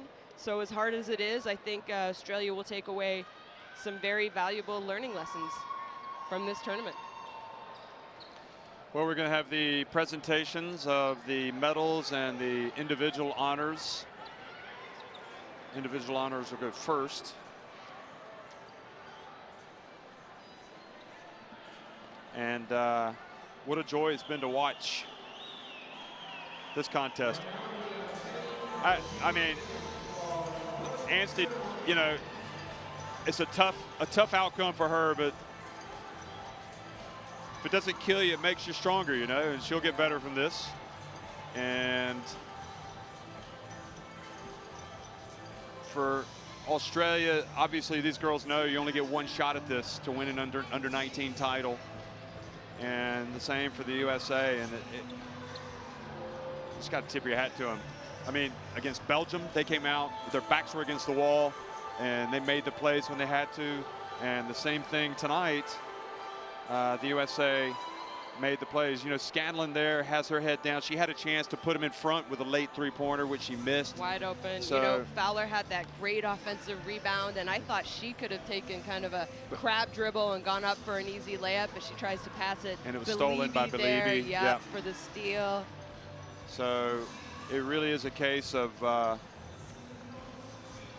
close but no cigar for Australia, and that's the nature of sport. Yep. All these girls at the beginning of their careers have to learn how to win and learn how to lose. Exactly. And they're not really losers. I mean, they finished second. They're going to get a silver medal, for goodness sake. Well, I'll tell you what, Waltz had a tough job. I mean, he had so many good players. Who do you play?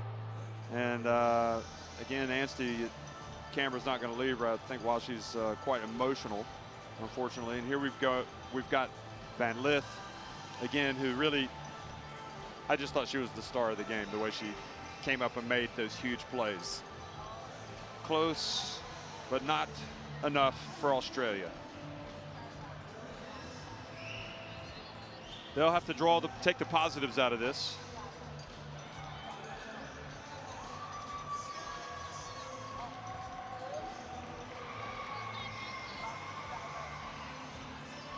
And there's the family members. They'll be there to console them.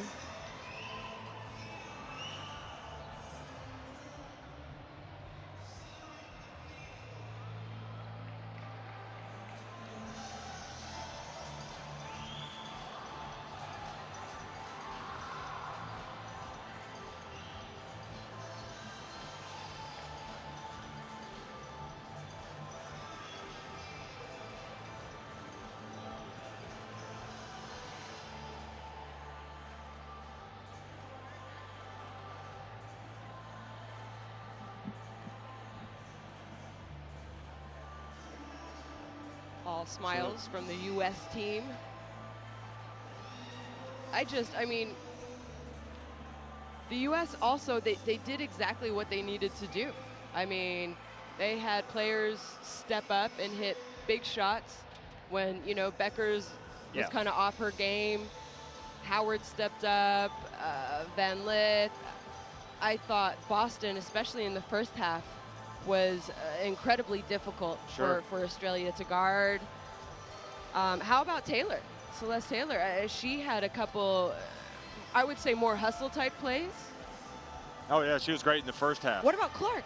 And Clark came in. Yeah, everyone who really came in contributed in some way. Yeah, you look down the list of everybody. I mean, they've all contributed. Queen Egbo played 8.5 minutes and had 4 rebounds and a block shot to go with her 2 points. See, Gemma Potter, she didn't play as much tonight. She had 3 points. She had that 1 3-pointer. That was it.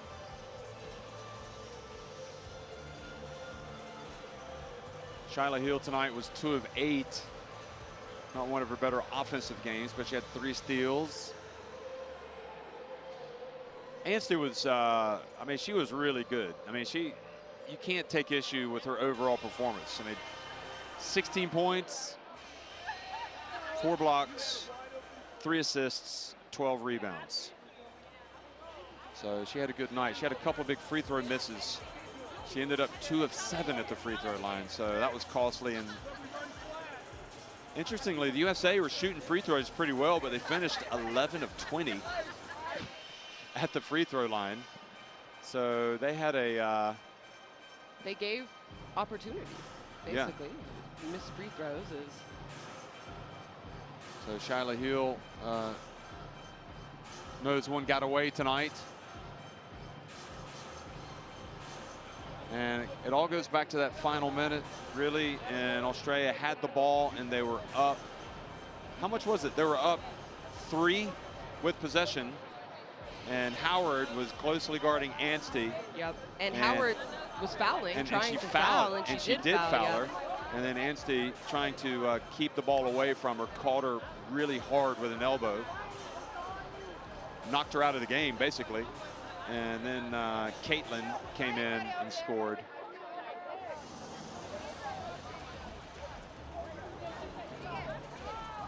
So all smiles on the USA bench.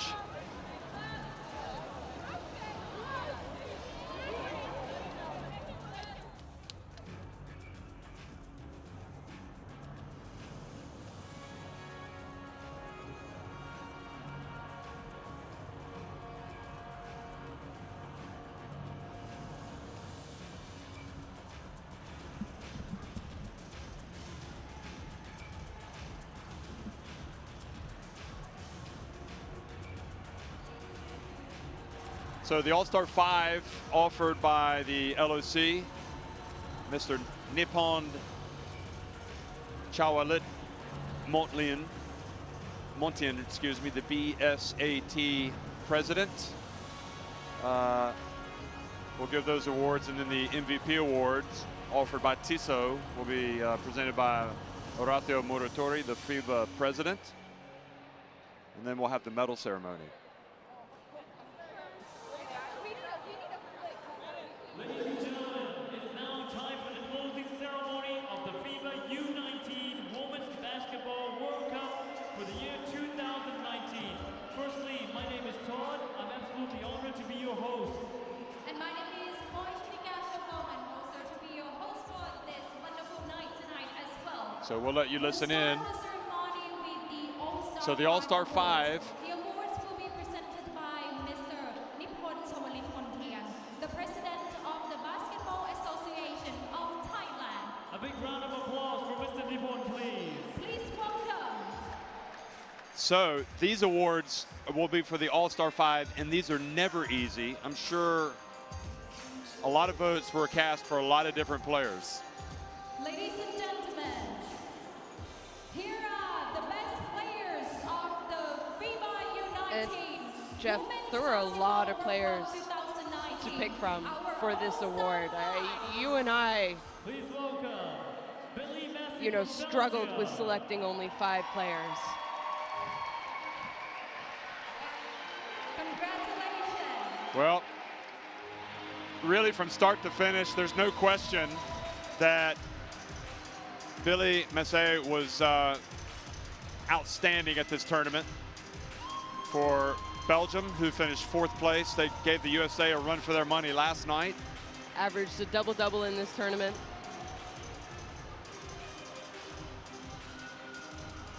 And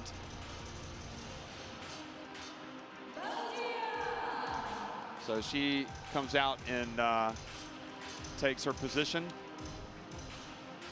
And now, following by the next All-Star 5, Alexandra Fowler from Australia. So Fowler from Australia, and I think this is a great tribute to all those players who go out and do the dirty work. And do the things that don't show up on the stat sheets. I mean, there's a reason why she plays the most minutes on her team. She She's is an a incredible warrior. rebounder. She is an absolute warrior. You don't want to. I You don't get want to it play her. statistically if you just look at what she does, but if you watch a game and you really know basketball, you see her value 100%, and I think it's a huge honor and very well deserved for her. Well, here's Lola, and again, no surprise at all. I mean, she was really, when she had it going, she was almost unstoppable. Yep. And she led them today to 3rd place. Lola Pendande, she'll be playing. The future youth. Yep, the future Ute. No, really, she had an excellent game, an excellent tournament, a very well-deserved award for her. And now for the next one. The next All-Star goes to Paige Booker. The United States of So Paige Beckers comes out. No surprise there. Absolutely no surprise, averaging over 5 assists, over 10 points a game. She had 17 points in the first 3 quarters tonight. And she, I thought, looked a lot better this year as well compared to last year Yep. at the under-17s. Really, the improvement that we saw in some of these players, Jeff, it's scary to think if they keep on improving at that kind of momentum and level every year for the next few years, where they might be playing come 4 or 5 years from now.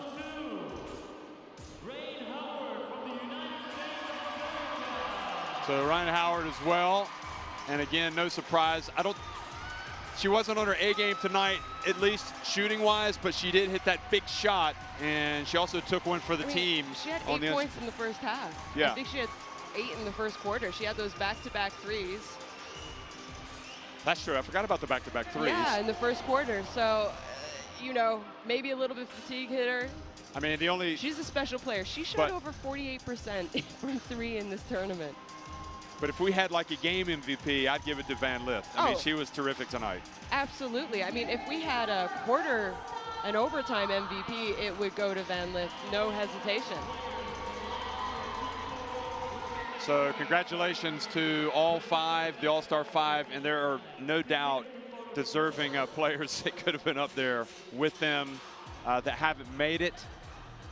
Cone from Mali comes to mind, but at the end of the day, there's only 5 spots. So now here's Orazio Moratori, the FIBA president. He's going to offer the MVP award, offered by Tissot.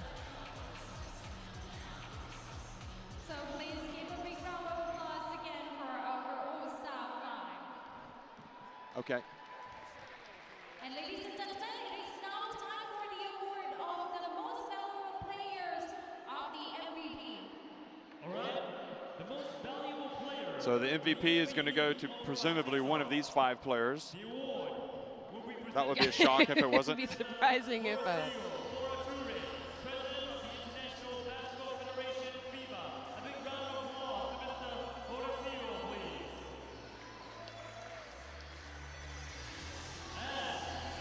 And the most valuable player or MVP of the So the MVP goes to, Drum roll, please. drum roll. She's got to learn to pronounce her name. Paige Beckers, Soon is to be honored. a Yukon Husky.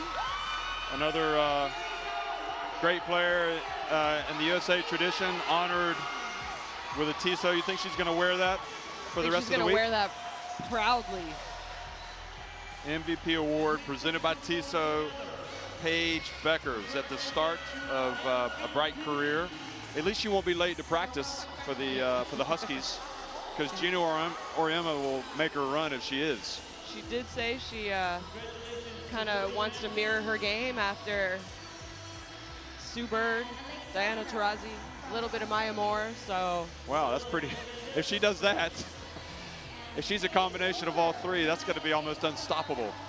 So she walks off the court, as do the others, and now we're going to get to the medals ceremony. And look at Van Lith.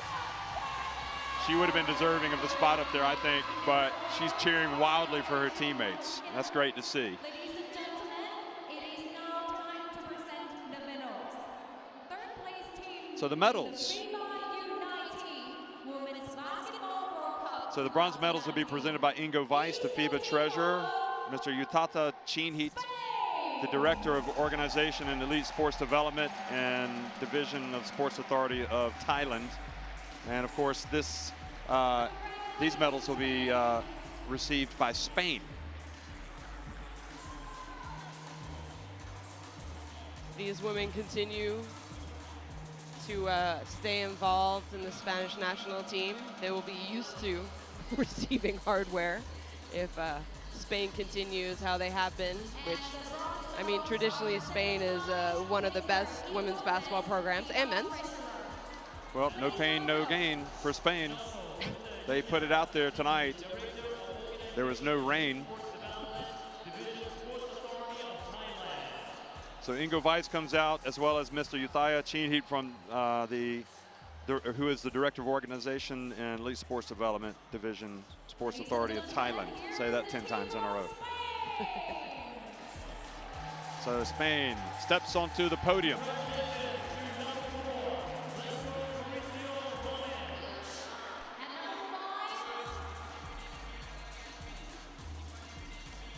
So who do you want to talk about for Spain? Well, Mamen Blanco, Laura Piera, Esther Castelo Potente. What about those?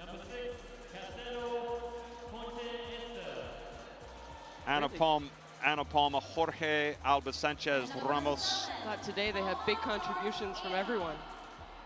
Carla Flores, Aisha Wong, the captain, Lola Pendande, Elena Puello, who was really good at this. Mama Dembele really came out today and played well. Huge shots. Carla Balague and Nerea Hermosa, who was given those important minutes inside.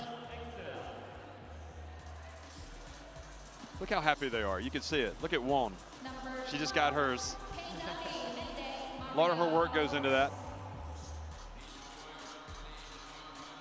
What is the feeling when one of those is placed around your neck? Well, I mean, look at them. They can't stop cheesing. Their smiles are enormous.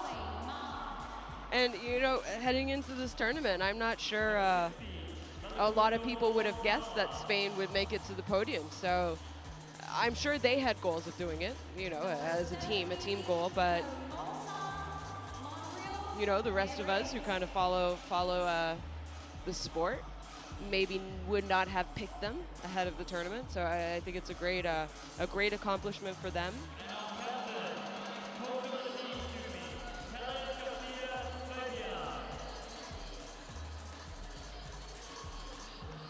Let's give a big round of applause to Spain once again, ladies and gentlemen. So they are Thank you very much. proud parents and family members there cheering them on. I think if anything, I think the parents are even happier than the kids themselves. Boy, they were really happy welcoming them when they came out after that game. But, you know, the sacrifices, I talk about True. the athletes, the sacrifices athletes make, the sacrifices and time commitment that From the parents parents. make. And, parents are just as invested as the kids are. It's difficult for them. You know, I remember some of my games. I think my mother spent half the time in the toilet because she was too stressed and couldn't watch the game. So it's definitely difficult on them. That might be a little bit more information that we need to hear, Shona. So, Australia. I meant hiding in the gym toilets, not on the toilets. Okay, I got you. You couldn't watch the All game. right. She didn't want to hear it either. So Australia step up to the podium. The pain will fade over time. I mean, this is a big accomplishment for Australia. Miss Lena Wallen-Kansi, the FIBA Executive Committee member from Sweden, and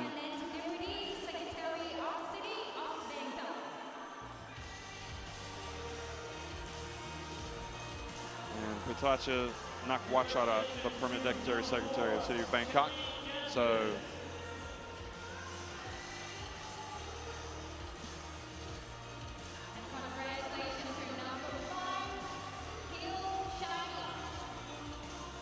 so good job to all these players.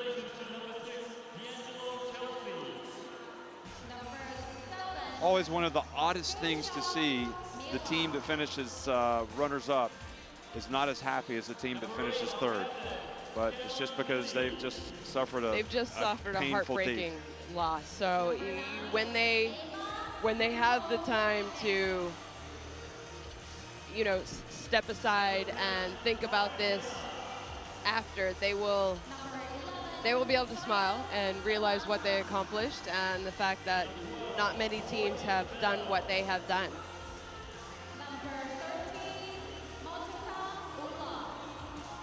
Well, it was Jasmine Shelley, Shyla Hill, Chelsea D'Angelo, Mila Goodchild, Lily Scanlon, the captain, Agnes Emma Nopu, Gemma Potter, Samantha Simons, Isabel Bourne, Ula Matuga, Alexandra Fowler, and Isabel Anstey. And of course, Deanne Butler, head coach David Herbert, and Claudia Broussard Rebesel.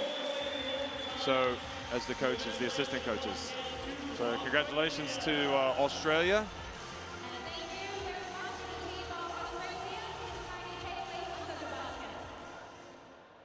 And now the moment you've all been waiting for. And now the USA will take their, I would say customary, but it hasn't been really because they were denied 2 years ago. They finished second, but they're always in the hunt, and they're going to be on the top of the podium tonight. Or, in fact, they're going to be on the podium. There's only one podium.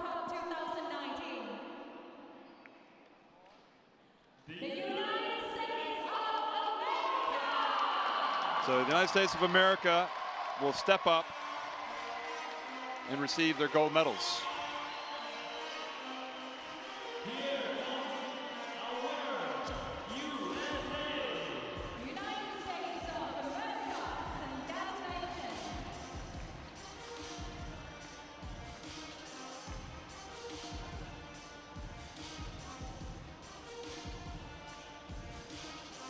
So here they go. Is there enough room to get them all up there? So Orazio Moratori, the FIBA president, again is going to come out.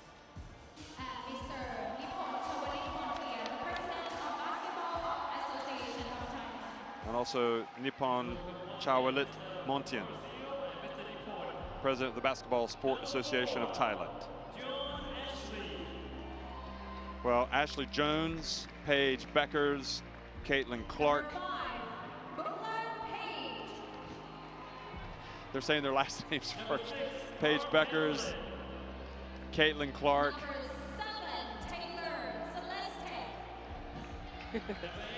Celeste Taylor, Cameron Brink, Haley Van Lith, Queen Egbo, Naz Hillman Baker, Diamond Miller, Ryan Howard, Aaliyah Boston, and Fran Balibi are getting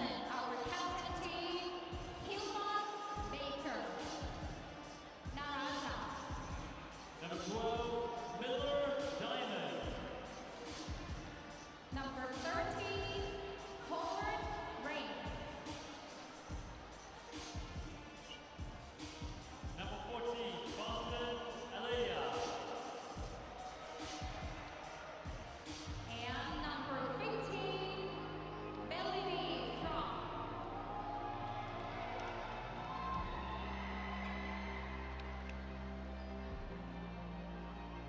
going to be fun watching this, watching these players at their respective universities, and also where, you know, the likes of Van Lith will go. Clark, I don't think is announced. Clark hasn't yet. She's going to be quite a player. We didn't see Brink tonight, but she'll be at Stanford along with Belibi.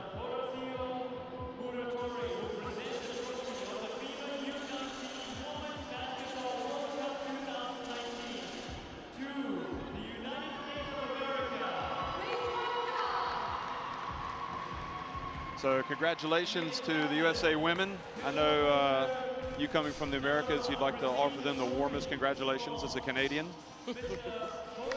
No, I mean, American sisters. It was incredibly well earned, and that was an exciting game. That was the most exciting game that you and I saw here in this tournament.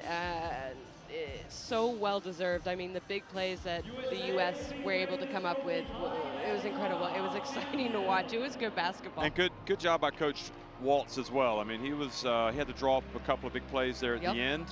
And some coaches around the world are going to be stealing some of the plays that he pulled out. The Van Lith play is going to be quite possibly the most famous play of under 19 history, really. That will go down in history, and I won't be surprised if you and I watch that tonight on Twitter in the highlight reel. Yes, we will. Hopefully we'll hear our voices. And then you've got, I should say, Corey Rochelle Close, as well as Natasha Dinian Adair, the assistant coaches getting there. So now the national anthem, as all of the flags are raised.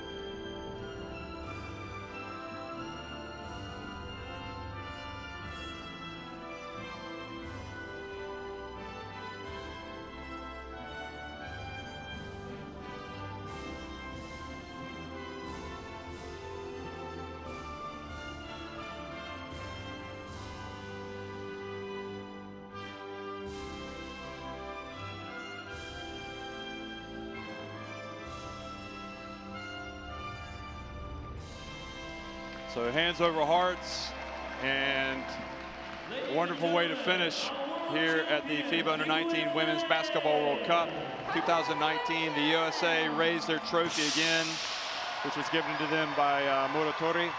And now it's party time.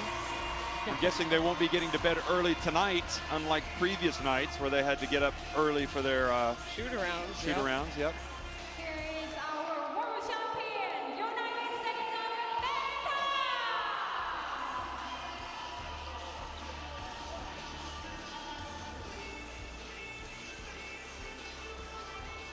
So there you have it. USA back on top, and the most dominant team really in the history of the modern era anyway of the Under-19 Women's World Cup. Took back that trophy that they lost 2 years ago to Russia.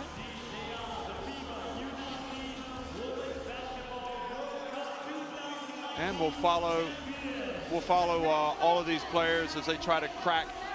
It's ironic, isn't it? I mean, these three teams that reach the podium tonight, these players will probably face a tougher battle to get into their senior national teams than any of the other. I mean, their senior national teams are so strong. But, you know, let's go back and look at some of the MVPs, Jeff.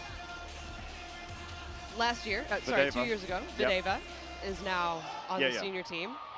Aja Wilson for the U.S. is now on the senior team. 6 years ago, Brianna Stewart is now on the senior team. There are exceptions. There are definitely exceptions, you know, but I'm wondering, you know, Beckers, MVP of the tournament, are we going to see her on the senior team in the future for the I could be wrong, but I think Brianna Stewart was probably born on the USA national team. I mean, that was, that was never in doubt. Maybe just like it was never in doubt Tarazi and Bird were going to make it. But yeah, it's all in their hands. They've got a lot of hard work to do, and it's exciting to watch. It's been a great under-19 tournament. It's not one to be missed. Took a while to get here this time. But it was worth it, definitely. So that's it. We're going to sign off. Any last words, Shona? As always, an absolute pleasure to work with you. I thought this game was incredibly exciting. I think the future of women's basketball is bright. Fans around the world, continue to follow these women because we're going to see them for a very long time. So that's it from Shona. And once again, thank you very much for watching. And we will see you, or we will hope that you will see more games coming your way, a lot more coming this summer. So thanks for watching, everybody. One last time, the USA beat Australia in an overtime thriller to win the under-19 title here, the FIBA Under-19 Women's Basketball World Cup in Thailand. Thanks for watching.